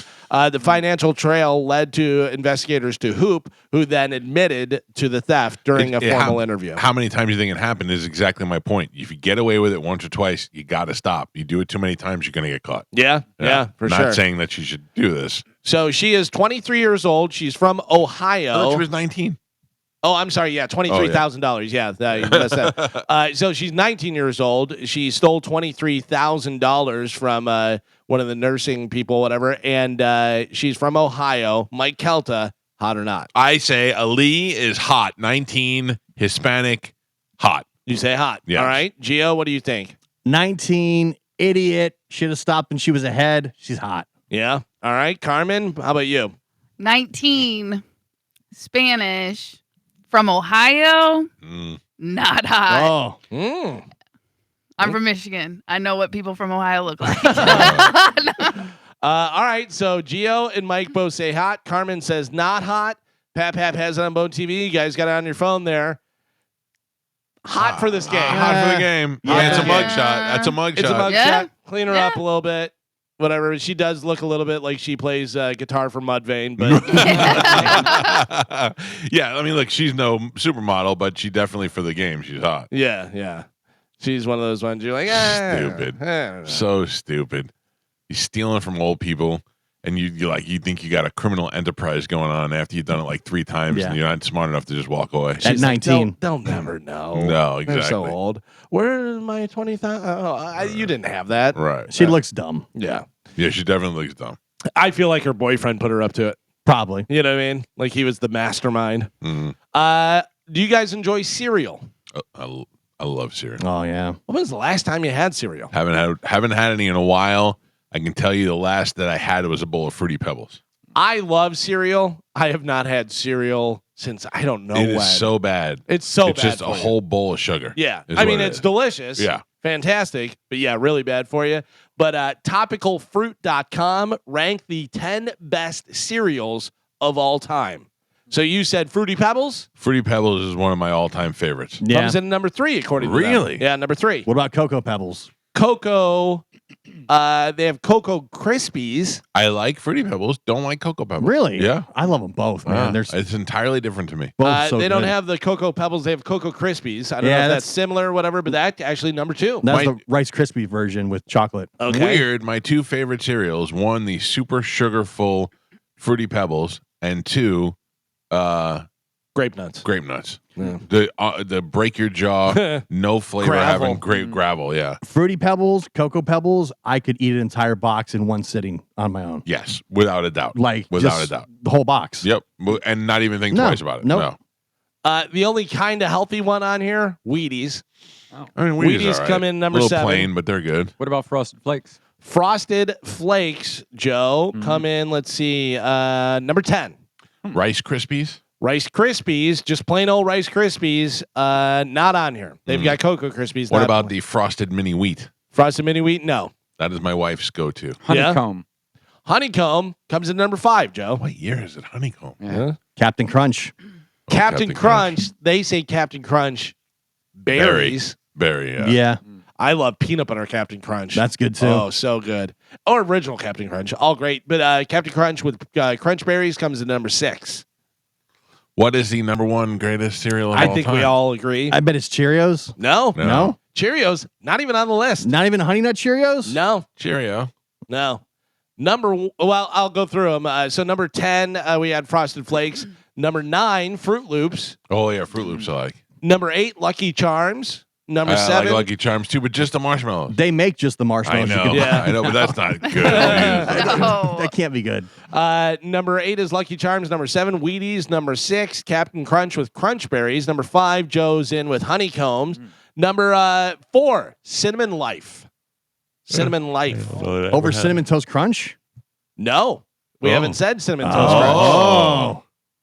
Number 3, Fruity Pebbles. Number 2, Cocoa Krispies. There we go. Number 1, Cinnamon Toast Crunch. Okay. I think everyone agrees, right? Gives me I mean, the that's acid- good. The acid reflux, though, really bad. Really? Yeah. The But cinnamon. going down, Oh. you're happy about it. Wonderful. Yeah, Cinnamon Toast Crunch, I think, is the number 1. Yeah. I mean, it's number 1 on here, but I think Makes your milk most all people would say- cinnamony. Oh, yeah. Yeah, that's good stuff. I know we don't have it a lot. I just don't remember the last time I had it. I love cereal, and I can't remember last time I had cereal. Yeah, We that's just, a sad thing. we That's just a don't buy it, really. Sad thing we all said, you know, because we're all the same. We're like, I They all love want to it. eat it every day. Yeah. I love it so much. How did Jerry Seinfeld eat it and stay so skinny? Yeah, Eat it day and night. and I don't think there's ever been a time where I didn't sit down and eat the whole box in 2 Yeah. bowls. Yeah. You know what I mean? Really? You're just like eating, and then you're like, have some more, whatever, and then you're like, oh, box is gone. A new study found that 9% of adult workers in their 30s use alcohol, marijuana, or harder drugs like cocaine while on the job. Have you ever been on drugs or drunk while working? Yes. Yes. I don't know. I mean, I did mine as a kind of like a stunt, not Right. not just getting high during the because I ate pot brownies. During Yeah, the well, show. that like you know. Yeah, have I ever? Like, I'm sure I had too many beers while we were broadcasting live once or twice, but I never like went in the other room, got high, and came back into the job. Never anything like that. Yeah, I used to drink all the time and go on the air. Did you really? Yeah. Wait. Especially when I was living in Tallahassee. Yeah. Yeah, and I was only 20. I've never done that. I'd literally go to the bar and then go right back to the studio. That's the 2 times I almost got fired was because I was drunk. Really? Oh, wow. All right. Yeah. Gio, Pap, you never went out back, got high on the He's weed? high right now. That's not true. No, but I mean, I've shot content in New Orleans during Mardi Gras, down in Jamaica, at places like in Key West. Where is this content? No, before us. Before us, you mean? Will we see that before the fall? Yeah, I gotcha. Maybe. Mm-hmm. Speaking of being high or drunk or whatever on the job, U.S. Olympic gold medalist Mary Lou Retton. Remember we talked about her DUI? Well, they just put out the video. Yeah. She was seemingly in disbelief after police determined that she failed a series of field sobriety tests during a DUI stop. You can see the video on Bone TV there. Carmen has the audio. I have a picture of Mary Lou. Have you seen Mary Lou lately? I saw it too. Wow. She looks rough. She looks really rough, man. She is. I mean, what does she have to be, like 60 something years old, right? Is she? Let me see. Mary Lou Retton. She's older than us. Yeah, but I don't think she was that much older, but maybe she is. Mary Lou Retton is 57. Yeah. 57. You're so young when you're in the Olympics. But 57 also, and drunk. But also, you think she was a gymnast, gold medalist, whatever. You think you carry that through your life. You know what I mean? Especially if you're known for that. Public figure. Yeah, kind of you're just like, I gotta be fit. I think. You're saying fit wise. I was gonna say gold medalist, same as the guy who shot Bin Laden. No DUI for you.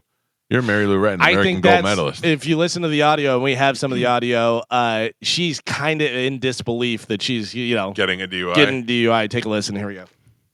Regardless, you're going to get arrested for a DUI. No, I'm not. Unfortunately, that's the case.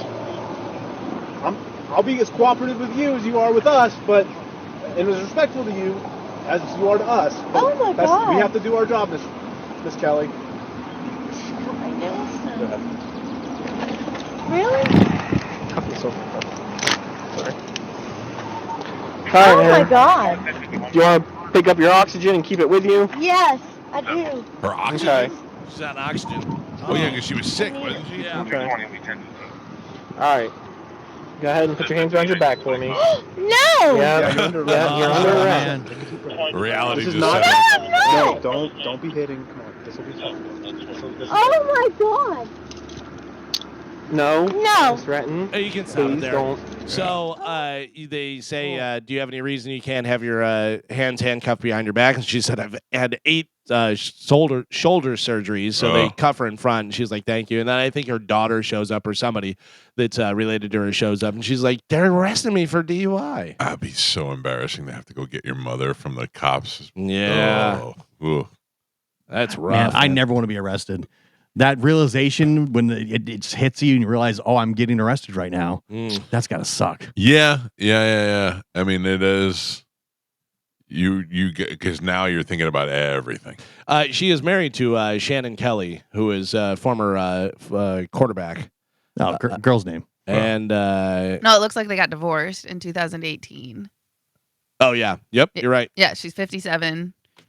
And 57, single. divorced, tiny. But that's why they said Miss Kelly. So I don't know if Yeah. she still goes by that. It's whatever. probably on her license. Yeah.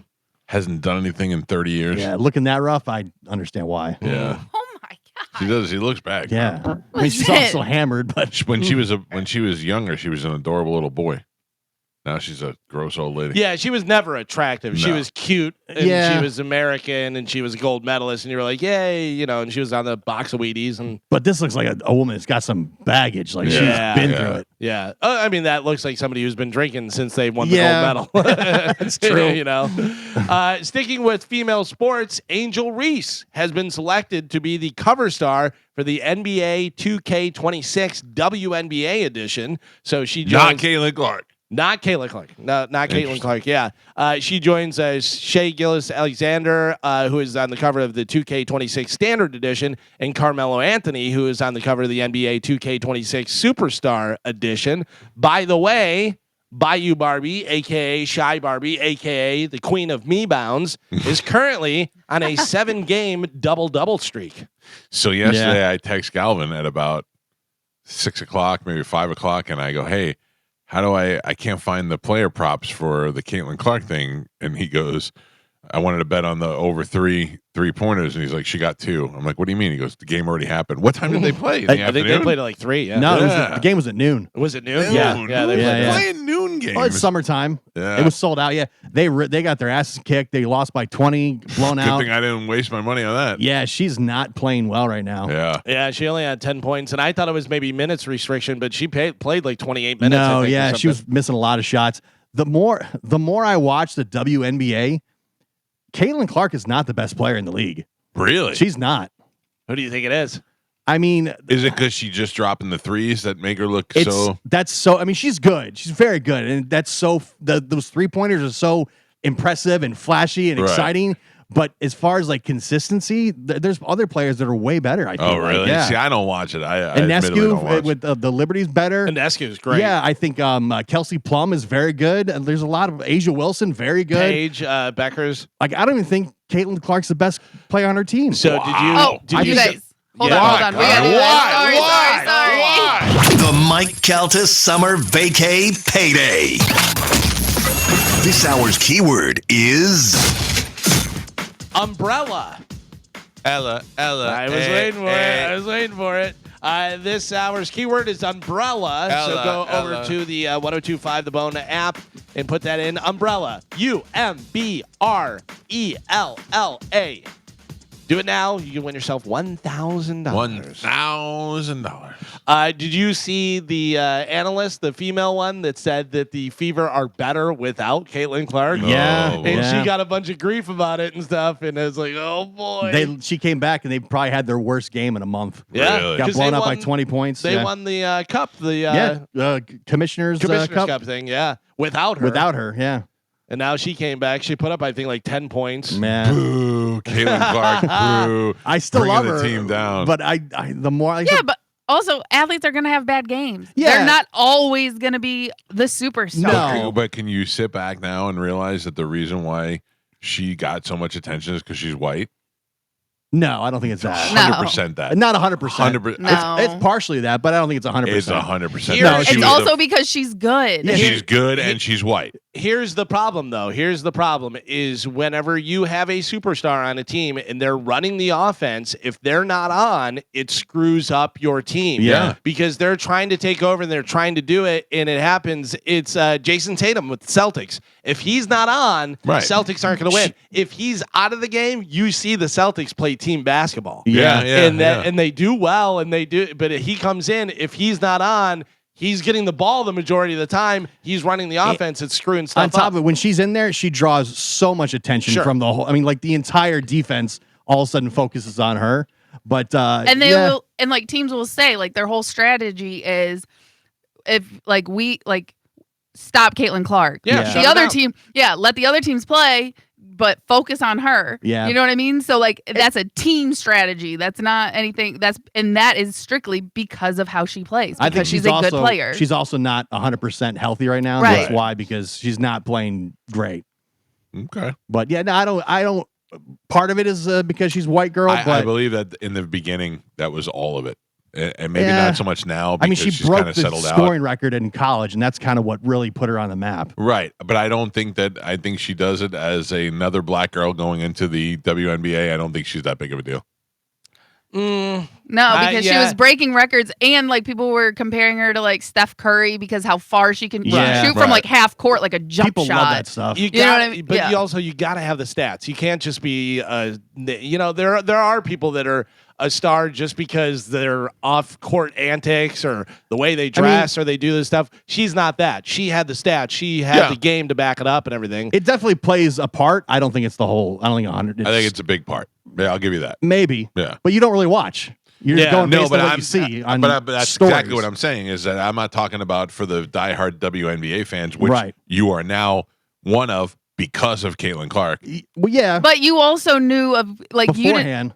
You knew of Caitlin Clark back in college But because of her beef with Angel Reese. Right. So it was a play on both of them. It wasn't. But I couldn't tell you Angel Reese's name.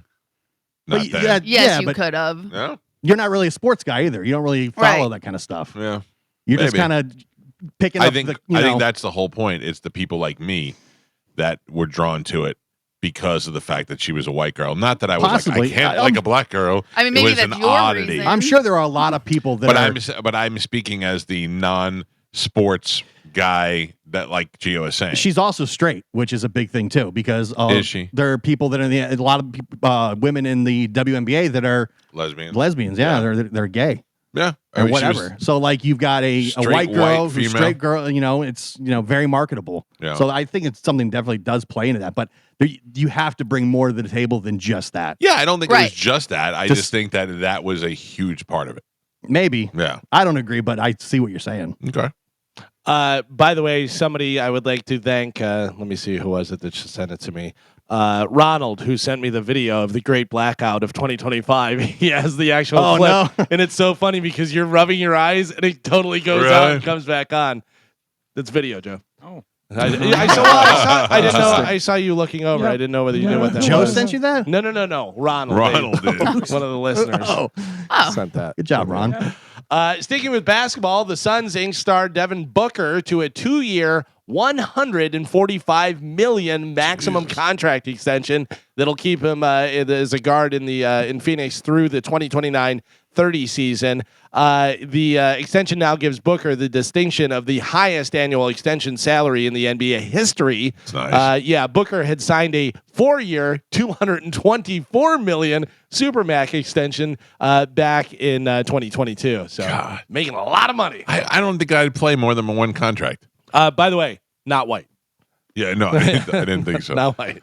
If I had to guess. Yeah, that's unbelievable, man. Could you imagine making over $300 million to do the thing you love? And why would you still do it after all that time? Like you love it. You're a competitor. I love doing this show. I wake up every day and I'm like, I hate getting up in the morning, but once I brush my teeth, I'm like, all right, I'm ready to go. But if you gave me $300 million, you'd never hear from me again. Would we, though, if you were doing this show in front of people that are cheering for you every time you're out here and everything? You know what I mean? Like, that's a whole thing. I don't really know. I think I can get enough people to follow me around and clap if I wanted to with $300 million. And I don't know. I mean, he's young. I'm not saying he shouldn't do it. I just feel like I would be fizzled out. But and that's the thing, like Mike, you're towards the end of your career. If you do this you. in the beginning, End of life is what you meant. The end of your life, end of career, however you want to say it. Like Gio says, you've lived longer than you will live the rest of time. You know what I mean? So it's just once you get to that point, like you're at that point, like you're thinking about retirement. He's just starting. Yeah, maybe. No. It's my Alexa's talking. Sorry. Alexa, exit. Carmen, you hear us? Yeah, you guys were starting to break up again. I had my mic. I was doing that. I was trying to tell Alexa to show the back door, and it brought up Truth or Dare. I don't know what's going on there. Yeah. Devin is 28 years old. This extension brings him through, 2030. He's whatever. good, and he's good then. Yeah. If he wants to retire then and be like, okay, peace, I'm out of here, and I have all this money, why not? Time Magazine made their list of the 100 most influential digital creators. It includes Mr. Beast, of course. I put this out the other day. I have never seen 1 second of Mr. Beast on YouTube. The only time I've ever seen him is in a news story. Like, I've never seen 1 second of his videos anywhere. It never comes up in my feed. I've never come across it on YouTube. I've never seen Mr. Beast anywhere unless I had to look for something. Yeah, no, the only thing I think I've ever seen was news stuff, and they'll show a clip of him. I see so many influencers that come up in my news feed, but never Mr. Beast. Kai Cenat, Sean Evans from Hot Ones, Joe Rogan, and Alex Cooper from Call Her Daddy. Yeah, that's another thing. That's not my Sean Evans is kind of on the tail end of like it's over now with the Wings and the Hot Ones. You know what I mean? Yeah, he's doing a lot of stuff though. A lot of people have him doing different things. He's not a bad guy. Like I like him. He's been on the show before. His hot sauce is all in the stores now. I saw that. Yeah, that makes sense. That's marketable. I just don't care about watching celebrities eat hot wings anymore. Like I'd rather him just do interviews. The interesting thing is, he came up with kind of his own thing. Whatever, you're going to eat hot wings while he's asking you questions that get hotter. Like that's a good idea. And people want to see celebrities do dumb stuff, whatever. But also, a lot of the celebrities who go on there are always amazed by his questions and his research. Yeah, he is good. Yeah, I just feel like the wings thing is just run its course. Been done. Yeah, I get you. And who else is on there? Joe Rogan, of course. Joe Rogan, #1 podcaster in the world. Alex Cooper, Alex Cooper, also one of the most successful podcasters. Mr. Now, Beast, Carmen, what do they talk YouTube. about on that show? Just guys that she banged? No, so that's what it started off with as Right. Call Me Daddy. And then now that she's on her own and she's moved to LA and stuff, now it's more of a empowerment of women and stuff. Empowerment of women, and let's talk about how you felt. And there, I know, like one clip that always comes to mind is like she had a model on there, or Kylie Jenner's best friend Stassi, and she talks about how she regrets getting plastic surgery so early. So it's girl Rogan. It's girl talk, basically. Okay. But when they were at Barstool, they really built their audience by Based just telling crazy, dirty stories about all the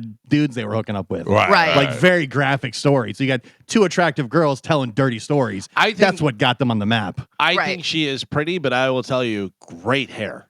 Yeah. Great hair. Who Carmen, is Carmen, can I tell you something? What? That's what my hair used to look like. Oh, like long and straight. Yeah, with the wavy. Yeah, it used to look like that. It was good. Yeah. It was good. It was good. It was good. $300 million she got. Yeah, from good for Spotify. her. That's great. So, I'm not a hater, so she can have it. You know what I mean? She clearly has the audience for it. But what was the girl's name? The girl that almost killed everybody with the fentanyl cocaine in her house, the comedian-ish. Kate Quigley. Kate Quigley. Kate Quigley telling stories about guys she banged. That was funny. When she told us about throwing up in Tyson Beckford's bed, that was like one of the funniest stories I ever heard. She was great. And what happened to her? Because I I feel don't like know. we haven't talked about her. She stopped with the after the people almost died or did die at her house. I think she stopped with the post. She kind of got her act together. I think. I don't know. I think she kind of went off the radar a little bit. Yeah, but I mean, she had people die at her house. Yeah, you kind of lay low. Yeah. Was it at her house? I thought she was just part of the group. No, she was at her house because she even made a joke a couple of months later. It was like I don't know. They named some comedians and they were like, "What do they have in common?" And she's like, "None of them died at my house on this night." Like, it was her house. Okay, gotcha. Peter Jackson, the director, Jackson and his partner Fran Walsh have donated $15 million to an effort to bring back an extinct bird called a giant moa. It was a huge flightless bird that went extinct around 1,500 years ago. Do you have cancer? We're not giving money to cancer. We're giving money to the Bring back the flightless bird. I just heard Jason Momoa. $15 million. Giant moa. Oh. Giant moa. It just jumps in a mosh pit. It is amazing what people will spend money on and do. You know what I mean? Like people have a lot of money. Yeah. Oh yeah. Let's bring this bird back. All right. Well, I have stage 4 cancer, and I could use some of that. No. We're gonna bring back Jason Momoa bird. Yeah. Netflix is canceling Queer Eye after the upcoming 10th season. The show is a reboot of the Bravo series Queer Eye for the Straight Guy, and it is the longest running original unscripted show on Netflix. Did anybody know that was still on? No. Yeah, I didn't know that was the thing. Nobody cares about gay guys anymore. They're not a anomaly. Novelty. Yeah. Paul McCartney has ignited speculation of a 2025 tour with his new social media post. The ex-Beatle shared a photo on his Instagram story of 2 guitar picks that together say Paul McCartney got back in 2025. See, Carmen, that's a guy where I feel like if he stops touring, he dies. Yeah. You know what I mean? That's a different thing. If McCartney? Like I he feel seems like he's in such great shape. He still looks right, good. But though. I feel like he feels like I got to keep going or else I'm just going to sit back and die. Yeah. The post also included a link that leads to a sign-up page on McCartney's website that says sign up to receive information on tour dates, pre-sales, and much more. Saw him last year, me and Joe. Yes. Good. Was that last year? 2 years ago, maybe. Yeah, I think it was 2. Done. That's it. I don't need to see him again. Yeah, if it's awfully convenient to see him, if it's happening at Amalie Arena on a Friday night one night, maybe. But I never have to go again. Same thing with the Rolling Stones. I've seen them 2-3 times now. Done. Yeah, my wife is a Beatles fan, so we went to that show over in Orlando as well and saw Paul McCartney. It was good. It was great. And he's got a great band and everything. So, yeah, it was fun. Speaking of music, finally in news, I have some new music for you guys. Love new music. New music. This is from a new album that's coming out in October. It is a band, and I'll give you more hints as we go along. All right. But it is a current band that is out there. And this is new music from their new album that comes out in October. Take a listen. Let me know when you think you know who it is. Just yell it out. New music on the Mike Calta Show. Here we go. What is happening? What is happening? Sounds like Carmen. Hold on. Start at 7. Yep, I got that. Power go out. No. Okay, got it. All right. Here we go.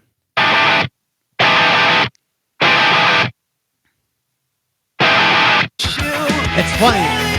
I was thinking, I'm like, okay, who's got a really good band, but also can sing? Yeah. I saw this video of him playing all the instruments. Yeah, it's pretty amazing. Yeah, so the video, that's why Carmen was asking, because the video has him in different clothes. You know, it looks like a band, but it's all Wolfgang. But sounds great. And there's a breakdown in there where it hits and the bass just goes. Yeah, he's a good bass He can player. play everything really well and cool voice, fat. Yeah, That's what's holding him. I'm telling you, that's he got the best of his father and the worst of his mother. Not a rock star. Fact. Yeah, I mean, he's out there and he's doing it and stuff and everything. But that, I think, is if he was Eddie Van Halen size, everyone would be like, he's a superstar. I have to tell you, I think no matter how good he is, the fact that he's Eddie Van Halen's son, everybody's just going to go, oh, he's Eddie Van Halen. Like, he's never going to get the due that it's he okay to be deserves. fat. Oh, no. No. No, but what I'm saying is instead of opening for Creed, he would be headlining if he was Like not fat. He doesn't have a rock star. Oh, if he was not fat, Right. you're saying. Yeah. No, I don't know. He don't look like a rock star. Why doesn't his mother put him on the Weight Watchers? Yeah, Why I don't doesn't know. he get the Ozempic like everybody else? I don't know. Yeah. I don't know whether So cares. he doesn't have a band. That's why he plays all the stuff No, himself. he does. He just records everything himself and then has a Oh. band that tours with him.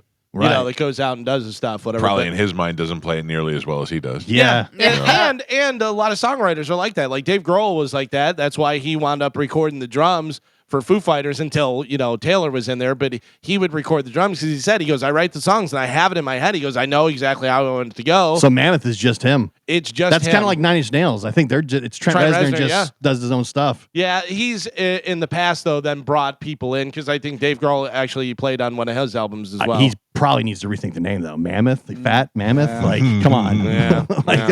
Well, Mammoth was the old Van Halen name. I know, but still. Does Josh Freese? Was Josh Freese a drummer for Foo Fighters? Yeah. Does he go to Pearl Jam? Well, that's what we talked about the other day. That's what people are speculating. I don't think that happens. I don't think that they need a guy like that. Josh Freese, by the way, don't feel bad for Josh Freese. He's played on more albums than probably anyone ever in the history of music. And he tours with so many different bands and does so many different things, whatever.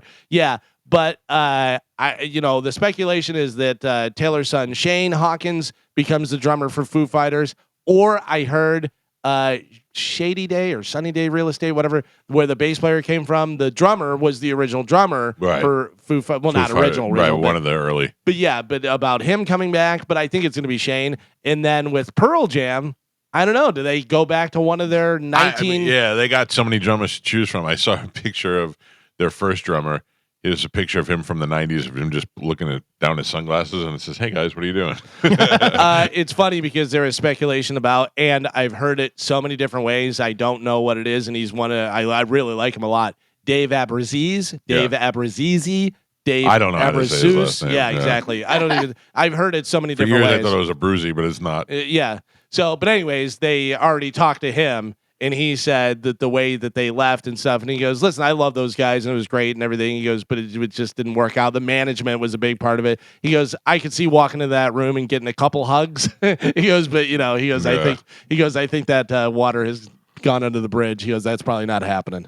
Can you imagine just sitting back, knowing you used to be in the band in the beginning, and now they've gone on to a 30-something year career of being super successful, and you're like, wah, wah. Yeah. Ooh, but that also has to hurt. had so many different, like, does what's his name? Cruisin'. Like, wasn't he? He played at the Rock and Roll Hall of Fame thing, right? I think he was out there, but there was also Jack Irons. There's a lot of guys that they've had before. Wasn't there Greg Gilmore played on the original or whatever? Yeah, they've had a lot of different drummers. So, or do they just go and get some young kid that's great? Yeah, I bet they have a circle of musicians that they're probably friends with that they just knowing them they pull somebody from like the Melvins or something that nobody cares about. Yeah, but also I wonder if they just go, you're a hired gun and we pay you this much a year, or that you're not part of the group, whatever. Because like Matt Cameron, I think was actually part of the group. Yeah, I mean he was part of the group and he was around before most of them. So, right? Yeah. Well, we'll see. Well, there you go. There's new music from Mammoth. That song, by the way, is called "The Spell." And the new album comes out on October 24th. Good. That's awesome. Good for him, man. Keeping the Van Halen name alive. All right. Thank you, Galvin. We got to take a break. When we come back, we'll check in with Cody Tucker. Then Louis J. Gomez will be here. It's the Mike Calta Show. This is 102.5 The Bone. In a couple of seconds, we're going to talk to Cody Tucker, who joins us live every week from Texas. Cody Tucker is on Instagram at the Cody Tucker Show. And I can't pull him in until Gio comes back in the room because we're not in the. Gio, you got to let me in the room here. I was just texting. There you go. Hang on, it's coming. You can follow along, of course, on Bone TV and on YouTube. As Cody joins us live. Don't forget the Bone bonus keyword. Another opportunity to win $1,000 is coming up in a half hour. At 9 o'clock, we'll give you the new. It's Mike Calta vacay payday keyword. We'll give you that, and then you put that in the Bone app, and you can win $1,000. Joe, yes, are you seeing Cody? Oh yeah, I do only see him in the small box. He's right there. There he is. There's my guy. Hey. Cody, how are you, buddy? Oh, I'm doing great. Oh, you're very low. Hold on, we're having technical difficulties today. The power went out before, which is really ruining things. Oh, no. All right, there you go. I got you. How's everything? Good? Oh, yeah. Yeah, things are going good. Will you? I am going today. Will you see the new Superman movie? No. Why? I mean, I could care less about superheroes and all that crap. You're a guy who loves dinosaurs. Yeah, but dinosaurs are real. It's real as Superman is. No, dinosaurs actually exist. I know. I can't be. I don't care about. I'm not 6 years old. I don't care about Superman and Batman. I do. I love all that stuff. I have never outgrown it. I will go see it today, and I will most likely be underwhelmed like I was with F1. That movie stinks. Oh, really? You want to talk about a predictable pile of horse garbage? It is terrible. Yeah. It is terrible. I kind of assumed. Yeah. I mean, like, I love Brad Pitt. I love Moneyball. Mm-hmm. I love the Ocean's movies. I love Brad Pitt. He's great. Fight Club, 7. Yeah. You expect a certain amount of cheese when you go into a Brad Pitt movie. You're like, all right, I'll take it as Brad Pitt, This movie is such a horrible piece of garbage. It's basically Days of Thunder-ish type, just done over, and it's garbage. That's what I kind of figured. Yeah, I didn't really plan on going to see it. I don't really like going to the movies that much anymore. But so I built the theater in my house, and I know it sounds fancier than fancier than it is. I'm gonna tell you. You want to know the truth, Cody? The whole thing was under a $10,000 investment. The actual screen and the projector, they're pretty cheap. Anybody can go to Best Buy. I spent probably $5,000 on equipment, okay? And then installation. But then I went and bought theater seats, and I painted out the room and blacked out the windows and all that stuff. Like, it made it so it looks like a dedicated theater room. Now I never have to go to the movie theater again. I even have the reclining seats. Yeah. I even have a popcorn machine. Jeez. Yeah. So when was the last time you watched something up there? No, not at all. Exactly. Never. Yeah. I thought the kids would love it. They don't care about it at all. Rotten kids. Anyway. Yeah. That's life. Yeah. What do you got going on? Anything special?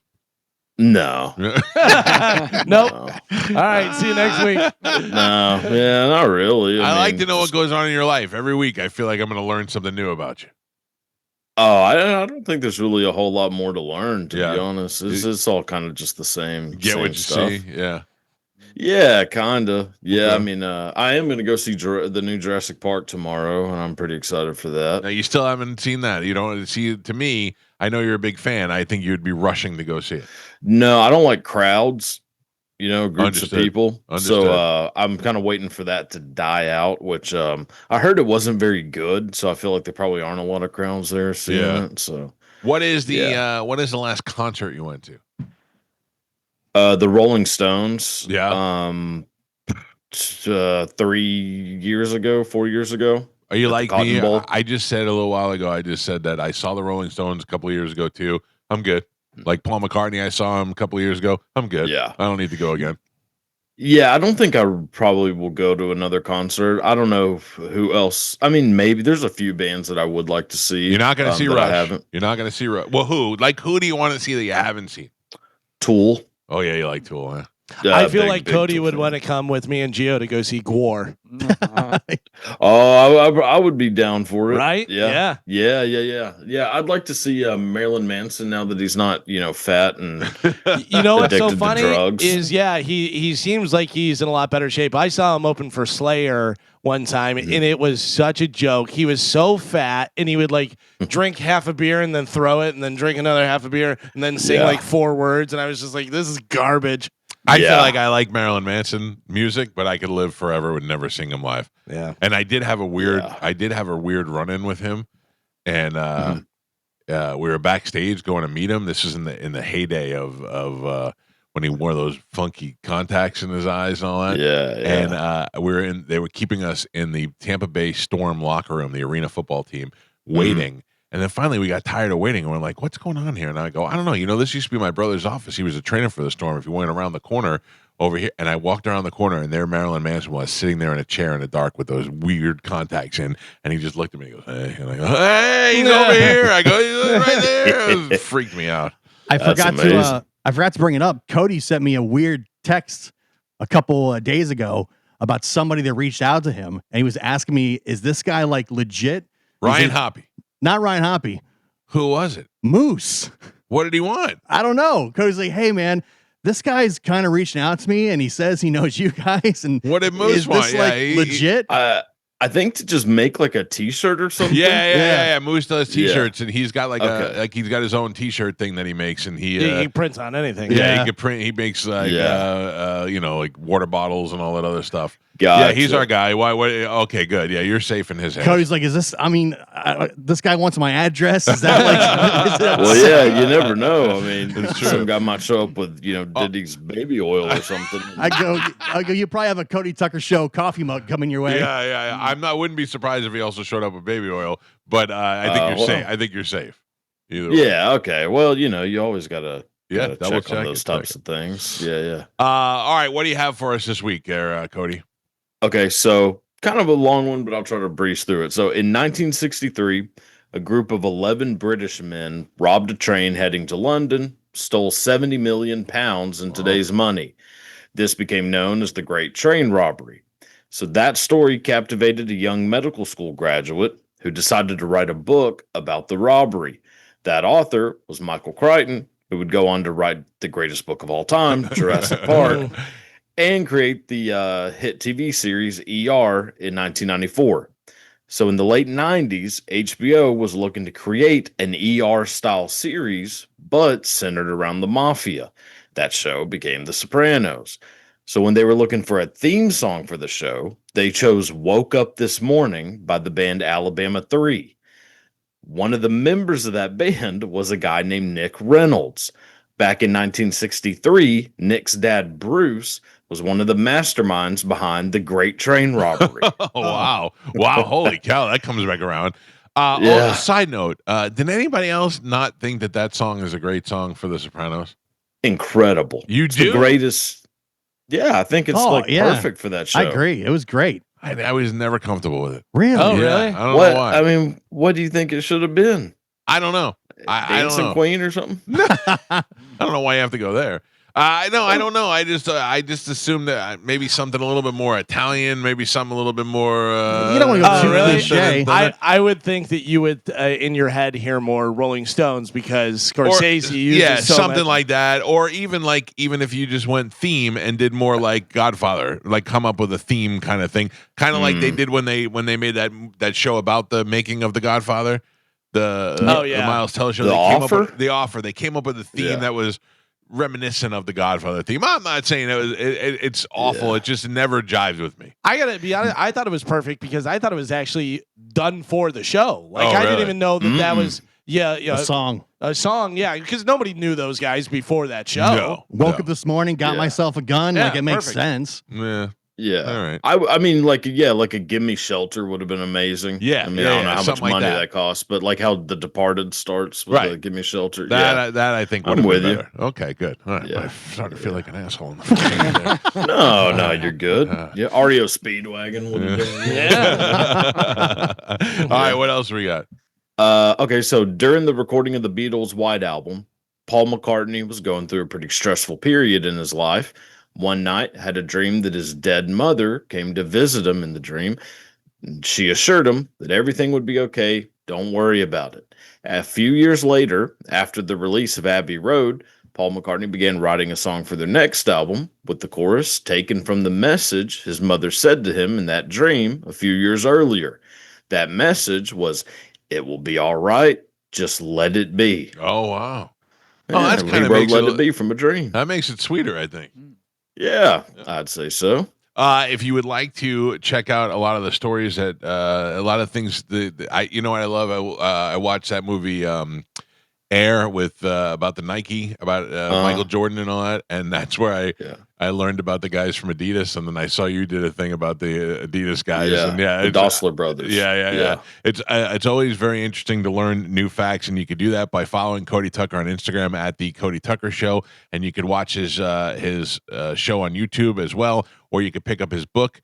The book is called "And Now You Know." It's available at CodyTuckerShow.com, right? Is it CodyTuckerShow.com or It's just theCodyTucker.com or Amazon. Yeah. Amazon works. I mean, whichever. Yeah, and check them out. Always great on the show. I have to tell you, and I know that you're blind to this because you're not in the state and you're not listening to this, but every week that we have you on, I get off the air and I get a bunch of feedback on social media. Our listeners love having you on, man, so we appreciate you being here. Oh, well, that's good. Yeah, I hope they go and hope they go and follow you and check out your because your podcast is funny too, man. You and that guy that do that together, you got a good chemistry.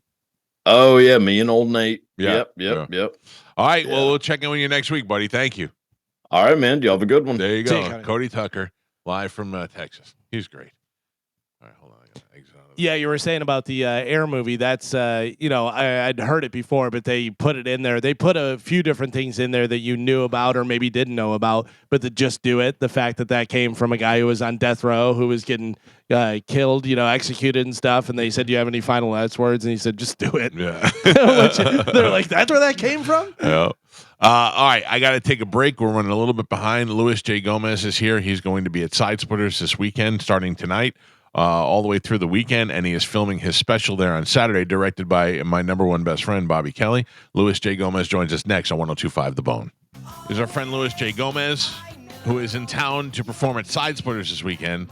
When? Tonight through Saturday. I'm actually filming my next special on Saturday night. Yeah, are you nervous about that? No. I mean, I've been working for like a year and a half, the material. So yeah, I know, but I'm just saying, I feel like that one show is the one that's going to be that would get my nerves all racked up. Yeah, I mean, look, at this point, it's almost like auto drive. Yeah, but, yeah. We got tickets for Thursday and Friday still, and honestly, because of that, I'm actually going to call in 8 minutes and try to win that $1,000.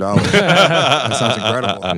I'd love that $1,000. Yeah. It's really weird because they do this thing when we do the Bone bonus. We just give you a keyword, you put it in the app, and you just randomly can win $1,000. And it was going so good, they're like, let's just keep it going. Everybody loves it. So, yeah, it must be nice to be. I mean, I make good money, but it must be nice to be the company that just whales out $1,000 every hour. Yeah, just take it. Why not? Yeah. Why not? Right? What a life. How wasteful. I got questions for you. I got things I got to know. Skankfest. Yes, How sir. many years have you been doing Skankfest? Is this gonna be our 9th? I think it's 9 years, but we had to skip 1 year during the pandemic. COVID, so this is our 8th one. Yeah, it was 3 in New York, 3 in Vegas, 1 in Houston, and now we'll be in New Orleans in November. Oh, wow. Now, we went to New Orleans for Super Bowl this year, and I don't think you could find a better place. I mean, Vegas obviously is great, but you want to talk about a place that was made for Skankfest fans. I think New Orleans is perfect. That's going to be awesome. Yeah, I mean, New Orleans is when we do it in Vegas for 3 years in a row. We needed to find something that was like, all night partying Right. after the shows are done. I should let everybody know, for people who don't know, Skankfest is a comedy festival, but it's a big comedy festival. It's probably one of the biggest that happen every year now, and you guys get every great comedian, and you do the karaoke, you do the boxing, you do all kinds of stuff. It's not just stand up. Yeah, so it's not even just a regular festival. Like most, if you do the Tampa Bay Comedy Festival, there'll be 7 venues, and Right. you pop all over and check out different shows. This is one venue, one space, 3,500 people a day, partying with every comic. You've done the Calta cruise, right? So we did Shiprocked and a few other like heavy metal cruises, and I was sitting there eating like on the deck or whatever for the buffet. And I'm looking at all these rock stars and all these fans just mingling. And I was like, this is the way a festival should be. So we took the influence from the cruise. We wanted to take the ship out of the water and put it in one spot on land, have everybody, we're all one for that weekend. There's 170 comedians.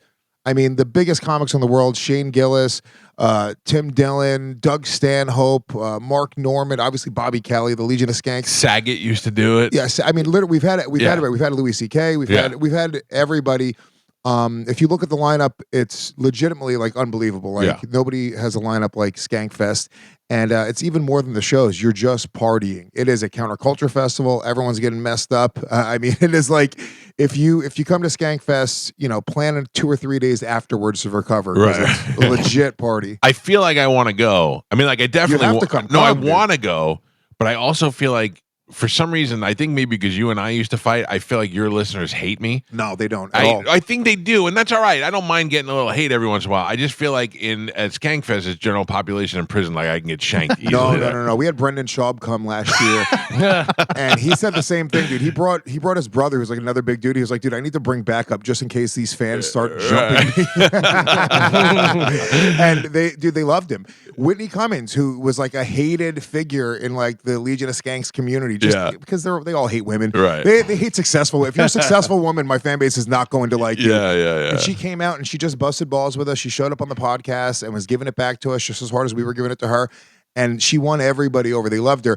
So there's a difference. The internet, everyone's got huge balls on the internet. Sure. You can click a button. If you're doing this, I'll write crazy stuff on the internet if I'm just tapping my fingers. But when I'm standing in front of somebody, it becomes a much different thing. Yeah. And it's even the people that do half my fan base hates. If you go to my Reddit, if you look at what they say about me, it's my son. He's gay, according to my Reddit. Good for you, kid. It's a better way to be in 2025. So Reddit is one thing that I never read the comments on. I don't want to get frustrated. I'm sure it's there, but I do every once in a while. I'll read something from Bobby's Reddit that'll come up where everybody hates me on there, and I'm like, oh, it is what it is. I don't mind. There's a part of me that wears that like a badge a little bit. If you type in Bobby Kelly on Reddit, you'll have days of pages to just read hate on him. My head's getting hot as I think about it. I feel nervous even mentioning it. Yeah, it's so funny. I don't understand. And then you're right. And then you see these people and they're like, oh no, they love you in person. And it's the reality is hate is just 1 or 2 steps away from them loving you. Sure. Right? They know you. To be not known is a much bigger problem in the world of entertainment and the world of comedy than to be hated. And people, it's like ebbs and flows. They'll go from hating you one month to liking you the next month. My fan base, people that are hearing me for the first time right now, right? Whatever it is about my voice, it just irks people. People hearing me for the first time, they're like, dude, I hate this guy. Yeah, and then there is something very hateable about you. Yeah, that was literally when exactly I met you. Yeah. That was the it. You were like, dude, I hate this guy. And then I whittle them down slowly but surely. Yeah, because you're not a bad guy. No. You're not a bad guy. I just come off like one. No, not even that. So I remember I was observing Bobby Kelly's podcast, and it was Dan Soder and Joe List and Bobby, and you were the only one I didn't really know. Not as a comedian, I didn't know as a person. You know what I mean? And you were the loudest and most, but that was your thing, and I didn't know that yet. I didn't really understand you yet. I didn't really hate you. I was like, shut up, you know what I mean? But then I kind of got to know, and you appreciate. You want that guy disrupting things every once in a while. You need somebody to shake things up. Yeah, and that's what I've always tried to be. And also, when we met, it was a decade ago, maybe, right? I was super young in broadcasting. I didn't really know the nuances and the ins and outs of shutting up when somebody else is about to speak. Right. So I get it. But like that's sort of my Plus, I'm doing a radio show, and there's a podcast with 5 people. It works a little bit differently, you know. Yeah, very, very different. So, but yeah, I mean, typically the way it works is people hear me for the first time, they hate me, then they go, "Oh, I kind of get it." Like that, I get why some people would like him. Then within a year, people are like, "I love this guy. He's the reason that I listen to any of these shows." That's a disruptor, a guy who makes things uncomfortable. You want that guy. Yeah, I'm good at dancing with other people. Yeah, that's what it is. When it's just me on my own, it's I got 2 left feet. But if I have a good crew of people with me, I'm pretty good. And how many times do you have people meet you in person and say, "Oh, I said this about you, and I was just having a bad day"? Every person that I meet is like, "Dude, I hated you." Yeah. But just so you know, I really love you now. It's a wild trajectory for my fan base. Do you remember I tweeted to you I was going to kill you if I ever saw it? I was just kidding. But yeah, it's very. I mean, like you're right. There are people that will post, every day just evil crap about you and your family. And just, I hate you so much. If I ever see it, and then they meet you. We have thousands of people at Skankfest every year. We haven't had a single fight. No, and the fan base is like so like loving. It's like a festival of love. People come together and they all look like they're metalheads. They're all wearing black and leather. And they have piercings and they smell and everyone's on kratom. But the reality is like it's just the most loving fan base in the entire world. If you came out, you would walk away from it going like, wow, that was. What an experience. When is it? It's November 14th or 16th. Oh, I'd like to do that. Come, dude. I swear to God, we'll set you up. We'll get you I could drive shows. out there. I mean, I could take the Sprinter out there and make Tom drive us around. Yeah, we're not that far. Yeah, you guys aren't far at all. Yeah. Well, look, I hear nothing but great things. And the other good thing is that Lewis, being on all these podcasts, doing all this stuff, also a very funny stand-up comedian. Thank you. And chose to do why Side Splitters? Everybody loves Side Splitters. It's just one of the best clubs in the country. Yeah, I go in Side Splitters. I'm like, look at this dingy, just low ceilings. But that's and everybody's what you like, want. that's exactly what you want. That's what a comic wants. You want low ceilings, tight. Everyone's packed close to the stage. Yeah. Tampa is also like, we get it. It's like kind of blue collar, a little like white. Even the people that have money down here are white trash. Yeah. Like it's like this just like the energy. They don't get offended by anything. No. They want to laugh at like edgier stuff. So when I was looking at where I wanted to, I've done 2 specials in New York, and this is my first time doing it out of New York. And Side Splitters has always been great to me. It's a great venue. They're changed. They painted it for me. They're like a whole completely different background. It's gonna look really cool. And Bobby Kelly's actually directing the special. Now you put the faith in Bobby Kelly. Does he have any sort of credentials whatsoever to make you think he knows what he's doing? I thought he did until I went to his Reddit. And I was like, you know what? This is not a good idea. By the way, we got to see if he can pay for the painting there by giving away the $1,000. Yeah, all right. Let's do it. Go ahead, Carmen. The Mike Calta Summer Vacay Payday. This hour's keyword is... Score. This hour's keyword is score, SCORE. Go over to the 102.5 The Bone free app and put in the word score, and you could win $1,000. Lewis just did it. Yep. All right. Go get your money. Use those money to buy tickets to see Lewis this weekend at Side Splitters. I'm excited. So is Saturday sold out? Saturday sold out, yeah. Okay. I'm going to come. No wonder why Bobby's trying to get me to go Friday. Yeah. We'll make room for you. You probably want to go and come out on Friday. And tonight, and there's shows tonight and on Friday night. So warm it up. And we're also filming some B-roll on Friday as well. So if you're in the crowd, you'll be a part of the filming. If we catch any magic or whatever, any crowd work moments. Yeah. But yeah, it's going to be great. I'm excited. Can I tell you another reason why I have issues with you? Please. James, plug your ears. You've slept with some of the finest women, and that baffles my mind. I bring it up to them whenever. Well, I bring it up to Karen Fian whenever she's in the studio. Yeah. That's a solid one right there. No, she's a piece. Yeah. And I had her she when called she was you the great younger. love of her life. She's aging now. So I had her in her prime. She calls you the great love of her life. She looks like a piece of cheese now. But back when I had her, she's a trooper, man. She's the best. And she kills it with the OnlyFans and all that. I love that she just like I told her, I'm like, I can't. I mean, I'm a married guy. I joined like 2 OnlyFans. I had to ask my wife if I could join these girls' OnlyFans to check it out. But Karen's, I can't just join it and go. So I had to like Google it and take a look at a couple of things. Of course, and she yelled at me for being cheap. I was like, "Here, I'll give you $7. Just take the money. Let me look at the pictures." Look, she should give out free samples. That's what I said. It's a huge radio show. Yeah. Pull in. Go subscribe to Karen Fian's OnlyFans right now. You will be in for a treat. And she goes pretty She was pretty hardcore. There's nothing I want to see more than a famous person's BH. Yes. Yeah. I mean, like I'm in the store and I see an attractive older woman. I go, I wonder what her butthole looks like. You know, I want to know. And in this case, you actually get to do it. You can actually see it, which is pretty great. No. She's awesome, and we're still very close friends. Who else? Who's the other one? You ruined one. I don't want to say her name. Say it. I don't want to say her name. I'll say it. No, Can I say it? You can say whatever you want. Yeah. You ruined Natalie Cuomo. No, she got married. She's I know happier you drove her in the arms of that autistic nerd that she's married to, and she cut her hair, and she looks pretending to get face tattoos. Yeah. Oh yeah. I almost got a fake face tattoo. That was fake. Right? I know. That got me nervous for a second. No, she's great. I didn't ruin her. She had me blocked for like a year and a half after we broke up, just because women. Whatever it is, they like. I can't see it. Like I don't get it. But it just doesn't work out sometimes. Yeah. And to be honest, she was already ruined. Yeah. Her father ruined her years before I met her. So which opened her up for guys like you. Exactly. Yeah. The only reason she was even with me was, but she's like a romantic, she's a sweetheart, and she just wanted to find a guy to love her and take care of her, and that was that guy. I was never going to be that guy. Right. I'm a piece of SH. Yeah. As they say. But you're older now. Now it could be different. You just don't. You too wouldn't have. I tell you though, when she came in here, I was very impressed with her. And she's just my type, you know what I mean? Yeah. And she went outside and she was very impressed with like the pool area. She goes, "This is like a destination place for me." And I looked at her and I was like, "This could all be yours. We can kill my wife this weekend and we can run away." And instead, she married that nerd that she's with.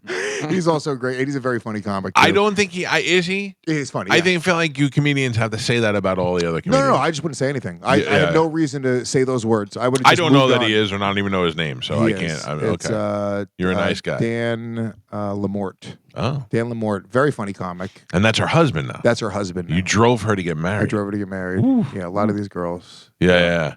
Those are the only two I know, although I hear now that you have a smoking hot girlfriend. Yeah, my girlfriend's pretty hot. Yeah. Is she the one that's the dancer still? Yeah, she's a dancer. Yeah, not a stripper dancer. No. She was backup dancer for like Pitbull or something. Maluma and 50 Cent. Yeah. Yeah. I wouldn't want my chick hanging out with 50 Cent. I mean, look, the reality is like she should go with him. At least you know. The reason I'm never going to marry her is because she's stupid and wouldn't take the opportunity to be with him. I was like, what an idiot. I'd be with 50 Cent over her. You out of your mind? She's super cool. She's actually coming tonight, and she's going to be hanging out. So you'll meet her this weekend. How long you been with her now? We just got back together a couple months ago. We broke up for like 10 months. What'd you do? No, that's what she did. Nobody did anything. No, please. I would never be with a girl that cheated on me. Yeah. No, she just wasn't. She was it's a hot chick. Yeah. She's just. I was talking to Joe Rogan about this actually at the mothership, and I was like, she just needs to like step up and like be a partner around the house. He was like, then get an ugly chick. What are you doing? I was like, if you want somebody that's going to do housework and take care of like and make you lunch every day, she's going to be ugly. If you want a smoking hot background dancer for 50 Cent, you're going to be having to. Get a maid. That's what he said. Yeah, get a maid. That's why I feel like I hit the jackpot. I got my wife is pretty, and she's not trying to be pretty. You know what I mean? Like she's not trying to do pretty girl things. Beautiful. So I'm good. Yeah. Stinks at cooking, but that's all right. I could deal with that. This is Louis J. Gomez, who is in the studio with us. He's going to be at Side Splitters tonight through the weekend, through Saturday night, where Saturday night he's filming his special. Too late for you if you didn't get tickets for it because it's sold out already, but you can go on Friday and you can go on Thursday, and they are taping out there as well. By the way, I believe Johnny B put in a submission to be on Skankfest this year. Can we get Johnny B on Skankfest? Who's Johnny B? Johnny B works at this radio station. He's a comedian. He was a comedian first before he worked at the radio station. Very funny. Okay. I would tell you, I would say nothing because we got another guy at the station who claims to be a comedian too. He stinks. I wouldn't get him.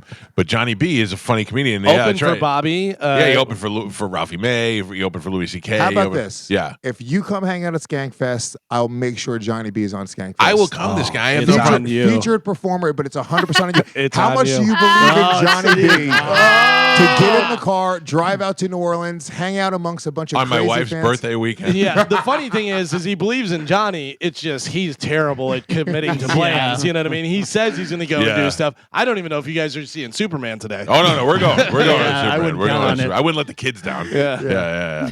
No, well, don't let Johnny B down. Oh man, I'm looking at the lineup. Look, I've never seen Calta stutter, and I was like, Mike didn't even go to his wedding. There's no way he's going to go out of state. That's true. I didn't go to for a comedy show. Johnny B got married 5 minutes from here, and I didn't go to his wedding. It's true. It's true. What were you going to say? I was saying, I'm looking at the comics. It's literally everyone we love, and it's the who's who of everybody. I mean, it's great. Yeah, I would rather just give Johnny the endorsement. he's a very good. We gotta go. If you guys go, right now I'll call Rebecca Trent, who books the festival. I'll say, she just texted me yesterday. She was like, "Is there anybody else that we're missing?" He'll be the name that I put in. I don't do any favors for anybody. Yeah. So I'm going based off the fact that he opens for Bobby. You're vouching for him. If he bombs, though, he won't bomb. I'm gonna tell the audience to violently attack him. No pressure. No pressure. I've been the subject of that plenty of times. Will there be boxing out there? Yeah, we're doing boxing, jiu-jitsu, MMA. Jiu-jitsu. Yeah, we have a jiu-jitsu tournament every year, a boxing tournament every year. I'm Who getting back in the boxes? ring. I box. Who are you boxing? I don't know yet. Oh, really? I haven't decided yet. Yeah. We'll see what happens. I might do a 2-on-1 fight against a couple of my producers. Oh no! Who did you fight? Tim Butterly? I fought Tim Butterly here in. And you're officially his adopted father. I'm his father now. He's my little boy. My little boy Timmy. That is great. He's great. He just moved to Austin actually. Oh, did he really? Yeah, I like him. He was good. He was very man. funny. Yeah. He's the man. Yeah. And then I boxed Ryan, or I did an MMA fight with Ryan O'Neal years ago. So I just, I'm 43 years old. I'm an old man. You know, I need to. I'm 10 years older than you. I don't want to fight anybody. Yeah, no, it's great. I talk a good game so that I never have to fight. I remember you said you were gonna fight Jason Ellis and he was gonna have one hand tied behind his back. That I would still do. I think he would kill you. Yes. Yeah. He also thought he could beat Uriah Faber while Uriah Faber was in UFC. It's insane. So I apologize, you need Uriah this Faber. sort of lunacy to be successful in radio. That's the truth. But here's the thing. All right, two things. Uriah Faber, it was new to UFC at the time. And I just thought, I have 200 pounds on Uriah Faber. All I have to do is fall on him and choke him out. Size. Right. And all I have to do is fall on him and choke him out. But then I've watched him fight a bunch of times. And next time we had him on the air, I apologize for even suggesting that. Yeah, it's crazy.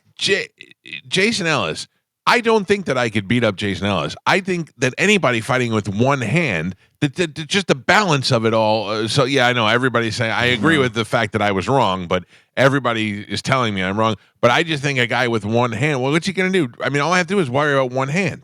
Yeah. that one hand can knock you out.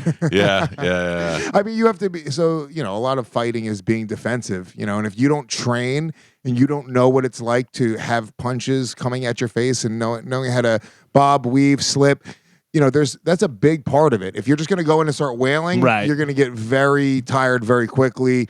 He knows how to fight. I was going to fight him. We tried to set up a fight for years. Yeah. Now, why would you want to do that? I mean, I know that you're trained and stuff, but that's I don't know. Like that's an uphill battle. I know that I would be a major underdog in that, just to challenge myself.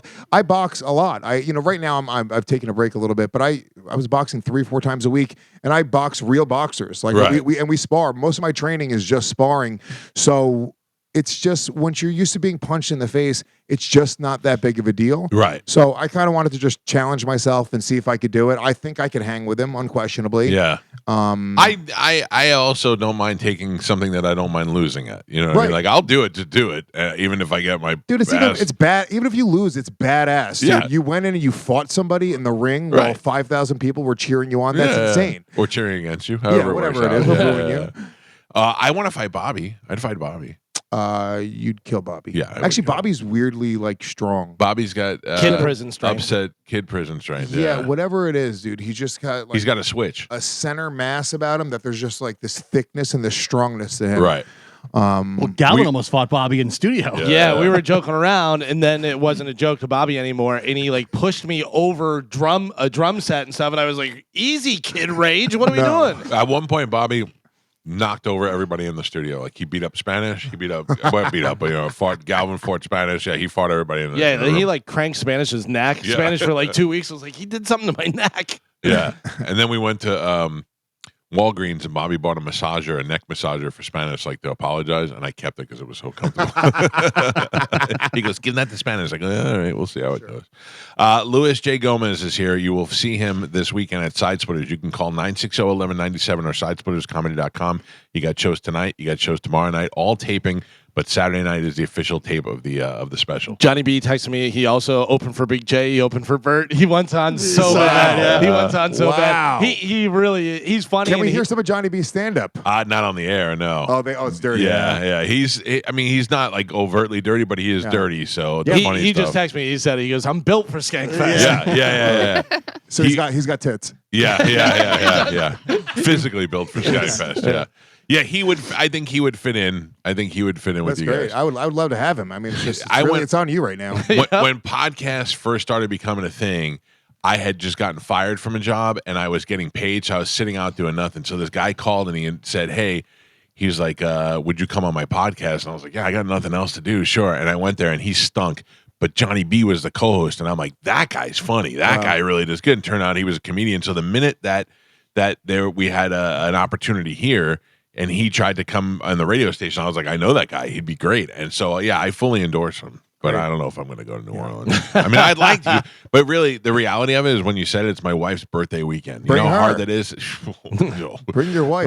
My wife doesn't even come see our events, let alone to come to Skankfest. There's no women, so it's not like you're bringing sand to the beach. No. You're bringing sand to an empty parking lot. Yeah. Is it mostly a bunch of because I've seen pictures. Surprisingly, every once in a while there'll be a hot girl in the mix. Every year there's like 2% more hot chicks. Yeah. Right, because it's not. It's definitely because you know why? Because it's like it is for me. I feel like it's Gen Pop in prison. Like at any minute, somebody's gonna walk by and just stay. So if I'm a girl, I'm like, oh, totally getting raped that weekend. Well, I think the people they think it's going to be more aggressive than it is. Yeah. So people are like, what do I have to worry about? People just take care of each other. You know what I'm saying? If people are too messed up, there'll be 3 people volunteering to walk you back to your hotel room. Like there's not. It's just not. It's not. I mean, there's never. Once again, girls don't get harassed. If a girl came to Skankfest and got harassed, other guys would take care of it. Yeah, beat their ass. Like it would be a problem. Has Mush performed? Of course. Oh, Johnny B's way better than Mush. He's terrible. What about Joe Russell? Yeah, I love Joe Russell. Joe's the man. Joe's great. Yeah, These guys are all what you would call favors. Yeah, they're all great. I'm kidding. They're great. I would imagine, and that's got to be. You got a lot of big names that you got to get up there with, man. That's got to be tough to do. Yeah, so I mean, there'll be like 3 or 4 really big stages, and then we do like comedy club rooms where it's just like showcases happening nonstop with young talent. Right. But once again, it's really more than anything else. It's the party. You Yeah. know? Like the shows are inconsequential. The shows are great, obviously. We have live podcasts. We have specialty shows. We do, and it derives the Naked Roast, which is one of the biggest shows of the festival. The Naked Roast. So every roaster has to be naked. The entire panel has to be naked. The judges have to be naked. And who is on that? Who does that? Zach Amico is who's the host. fattest naked guy. Just forget fat. Disgusting. Yeah. Like I'm talking. Like about, I talk about, we talk about how we have this big beach bash coming up next weekend. I will no doubt wear a shirt in the pool. There's no way I'm walking around without a shirt. He's fooling someone. Right. Zach's so fat that he just honestly like you just give up at one point. You go like, you know what? I am just this big fat piece of S. So and his little pecker just hanging out. Little tiny pecker with a piercing. Yeah. He takes an iron and he hangs it from it from his piercing.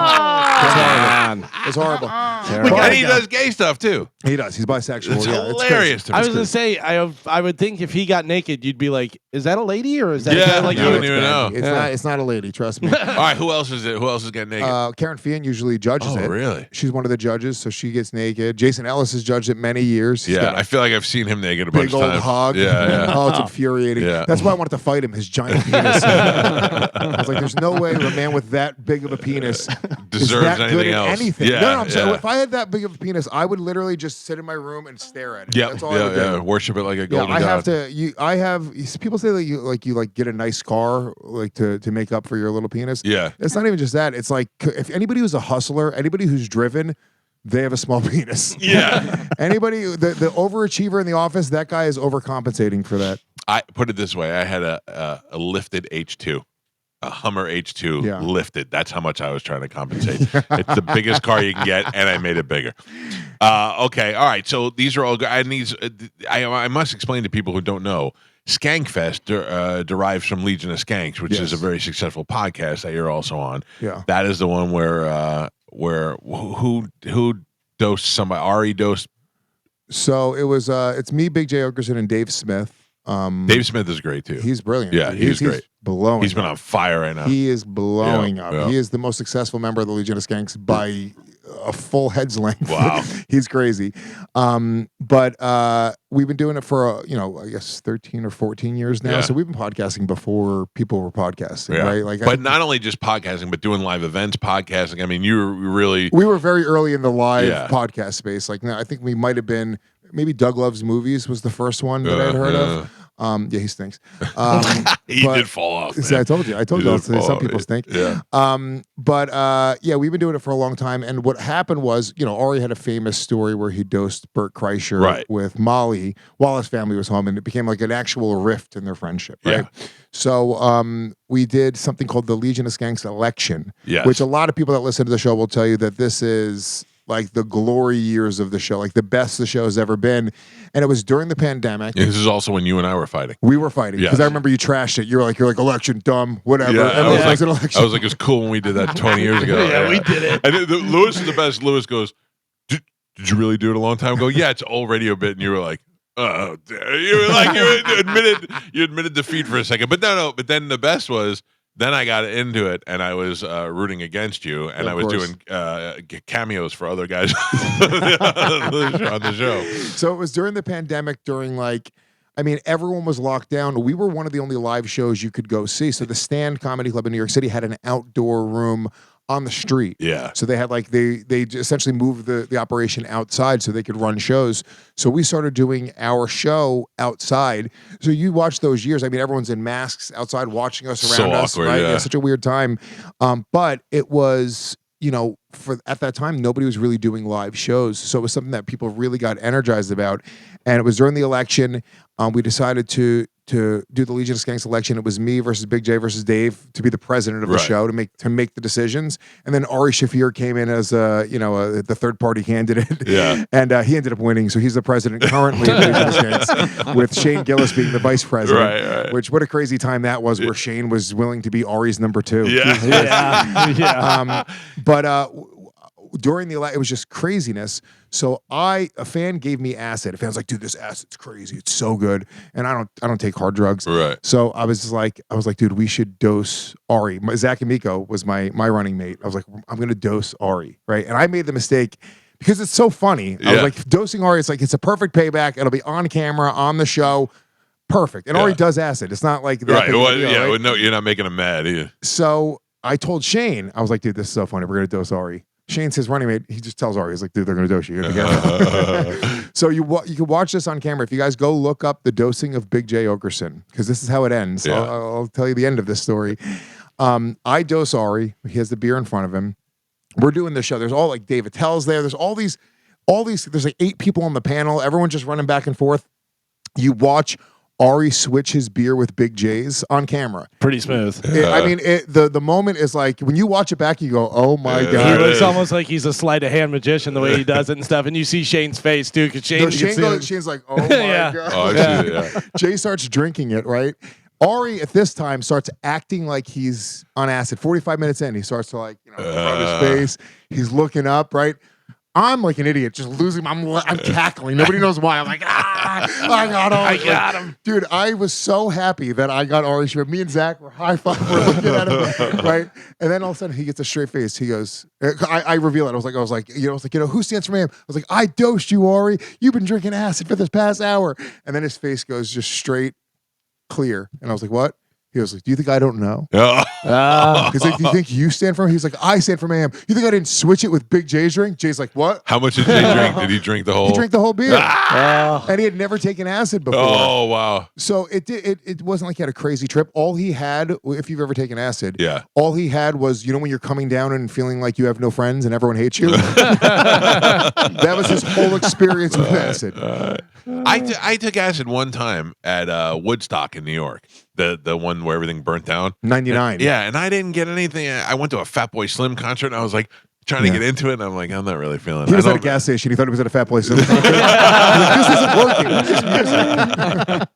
I don't know. I feel like I didn't do enough or I didn't do it right. I don't know. Yeah, no, I'm too old to do drugs. I can't do hallucinogens. They mess me up. I have too much going on in my life always. I'm Right. always worrying and having anxiety about the next thing.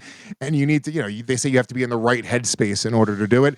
I've never been in the right headspace. No, Never. that's the thing. Yeah, my son did mushrooms one time, but like enough to just chill him out. And I thought that'd be cool if we did mushrooms together. If I did it with my son, but we'd really have. Then who knows what happens after that? You kiss him. Yeah, that's the thing. I don't need that. We don't need those memories. All right, listen. Go see Louis J. Gomez. He's going to be at Side Splitters tonight, tomorrow night, filming a special on Saturday. Saturday is sold out. But if you want to go check it out, they are going to be filming tonight and tomorrow night. You can get in there. Very funny comedian. And then, of course, Legion of Skanks doing Skank Fest in November in New Orleans. Single day passes. All of the all access and VIPs are gone, but you can buy individual day passes for Friday, Saturday, or Sunday. You can buy, any combination of days, and it's one ticket gets you into every show. So it's really, really worth. I mean, the lineup. If you go to skankfest.com, you'll see the line. I mean, it's a never-ending lineup. I named like 5 people, but I'm not even doing it justice. I'm telling you right now. It used to be. The one in Montreal was the big one, and then that thing got so sidetracked. This is the comedy festival that everybody wants to do. It's everybody we wants love. to go to. Yeah. Kevin Smith is coming for the first time this year, which is awesome. That's our guy, Kevin Smith. Yeah, He's very great. cool. But because Jason Mewes came last year, and he's coming back again. So we have both Jay and Silent Bob, which is awesome. Bobby Lee's coming for the first time. Love Bobby. Annie Letterman's hilarious. Stan Hope, Greg Fitzsimmons, the Are You Garbage guys. You get Stanhope to fly across the country. He comes every year. Yeah. Stanhope, for a few years, he didn't perform. Like sometimes he accepts the offer. Right. He's been there every year for 6 years. But sometimes he's just chilling out. If he doesn't take the offer, he just comes to party. Well, it's the coolest thing in the world. It's one of the biggest nods to the festival that Stanhope loves it enough. He's talked about it everywhere. Yeah. Tal's coming back this year, which is great. Yeah. Obviously Shane, Tim Dillon, Nick Mullen, Sam Hyde. Johnny B, Tony Hinchcliffe, Johnny B, Dan Soder, everybody, all the hot girls that I've banged. We haven't seen Soder in a minute, man. Yeah, Soder's the man, dude. Yeah. Well, listen, it's great to have you here. I'm excited that you're filming your special here. I think it's going to be great. I think that these shows will sell out this weekend.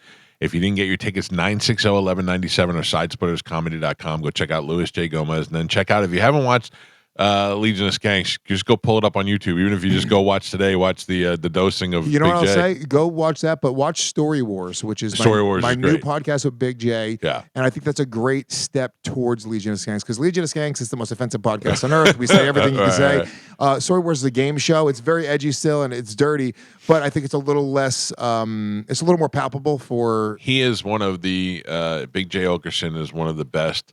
I listened to him on the Bonfire with Bobby. Oh, he's incredible. The two of them, the way they just come up with things, like I laugh out loud listening to that show. But Big J, Bobby too. I mean, they both understand the language of funny on a much higher level than the average comedian, than some of the best comedians. Like, there's like Big J, you can get in a car with him and take a ride. You're going to laugh harder than you've ever laughed. You write a script with him, it's going to be the funniest thing you've ever read.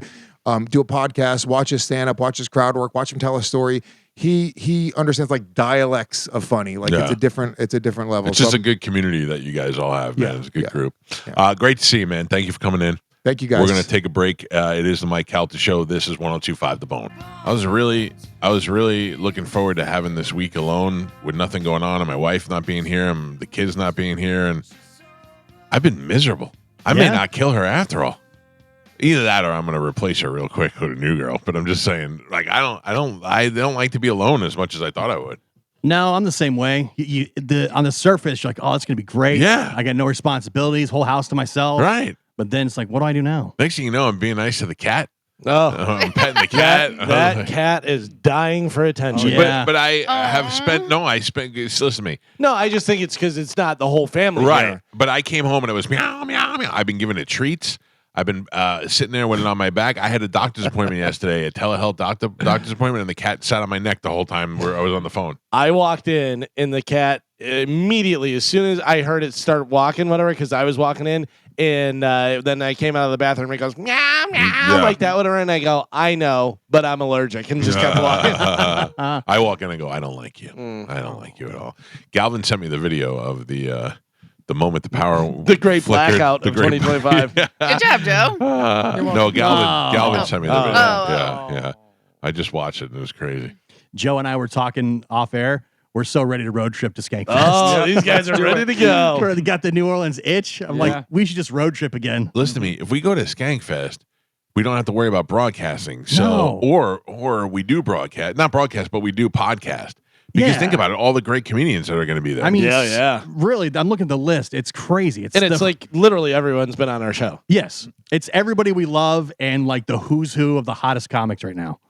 All right. And that's my birthday. All right. I will look into it after the show. I will talk to Bobby and I will see if we can go and stay somewhere centrally located to everybody else where we could broadcast, or at least podcast, because then we can tape interviews of people who are there. That'd be really actually make it worth it. Yeah. That's what I'm saying. Instead of just going to hang out. I mean, and I then was we can thinking do just that to hang out. Well, we could do it in like one day. We can do 1 day of doing interviews, and then we'll just hang out the rest of the weekend. With this, we could fill up 2 weeks of shows. I mean, it's literally the who's who of comics and everybody that we love that have probably already been on the show already. Yeah. All right. I'm into this now. You got to tell your wife though. She don't really care about the birthday thing. Yeah, she don't really care. You want to know what's so messed up is that last year for her birthday, we were supposed to stay at this place that has sloths. It's a farm that has sloths in it, and you sleep in this room. Sloths, not slot sluts. Okay. Oh, okay, that's what I thought you were saying. No, it's sloths. Slots and sloths. Not the slot machines. The sloth, the animal. Oh. And there's a bedroom that they have where you share a wall in the bedroom with the sloths on the other side. And we were scheduled to stay there, and it was her birthday weekend, and I had to cancel because we had a gig come up. We had something that we had to do that weekend. I can't remember what it was, but I had to cancel. So she said to me the other day, this year for my birthday, can we go back to the place we had to cancel last year? And I was like, yeah, absolutely. But I'll see if we could schedule it for a different weekend. Yeah. You hold Johnny B's fate in your hands. Oh, man. We have to go just to see if Johnny bombs or not. No, then we got to take that heat if Johnny goes out there and he stinks. Either way, you're going to see a slow-moving animal. Either the sloth or Johnny B. I think it'd be great. All right, look, I'm in. I think we'd get a ton of great stuff for the show. I agree with that. Based on who's out there. I agree with that. It's my birthday. We can celebrate my birthday. I agree with that. Birthdays. Yeah. It's New Orleans. I love New Orleans. So what are you saying? Tom drives us there again? Yes. Yeah. We go back to the old Airbnb? Yes. Oh, boy. Which, if you want a chance to see Johnny B a little bit sooner and a cleaner version, we finally put together the Funny for Football.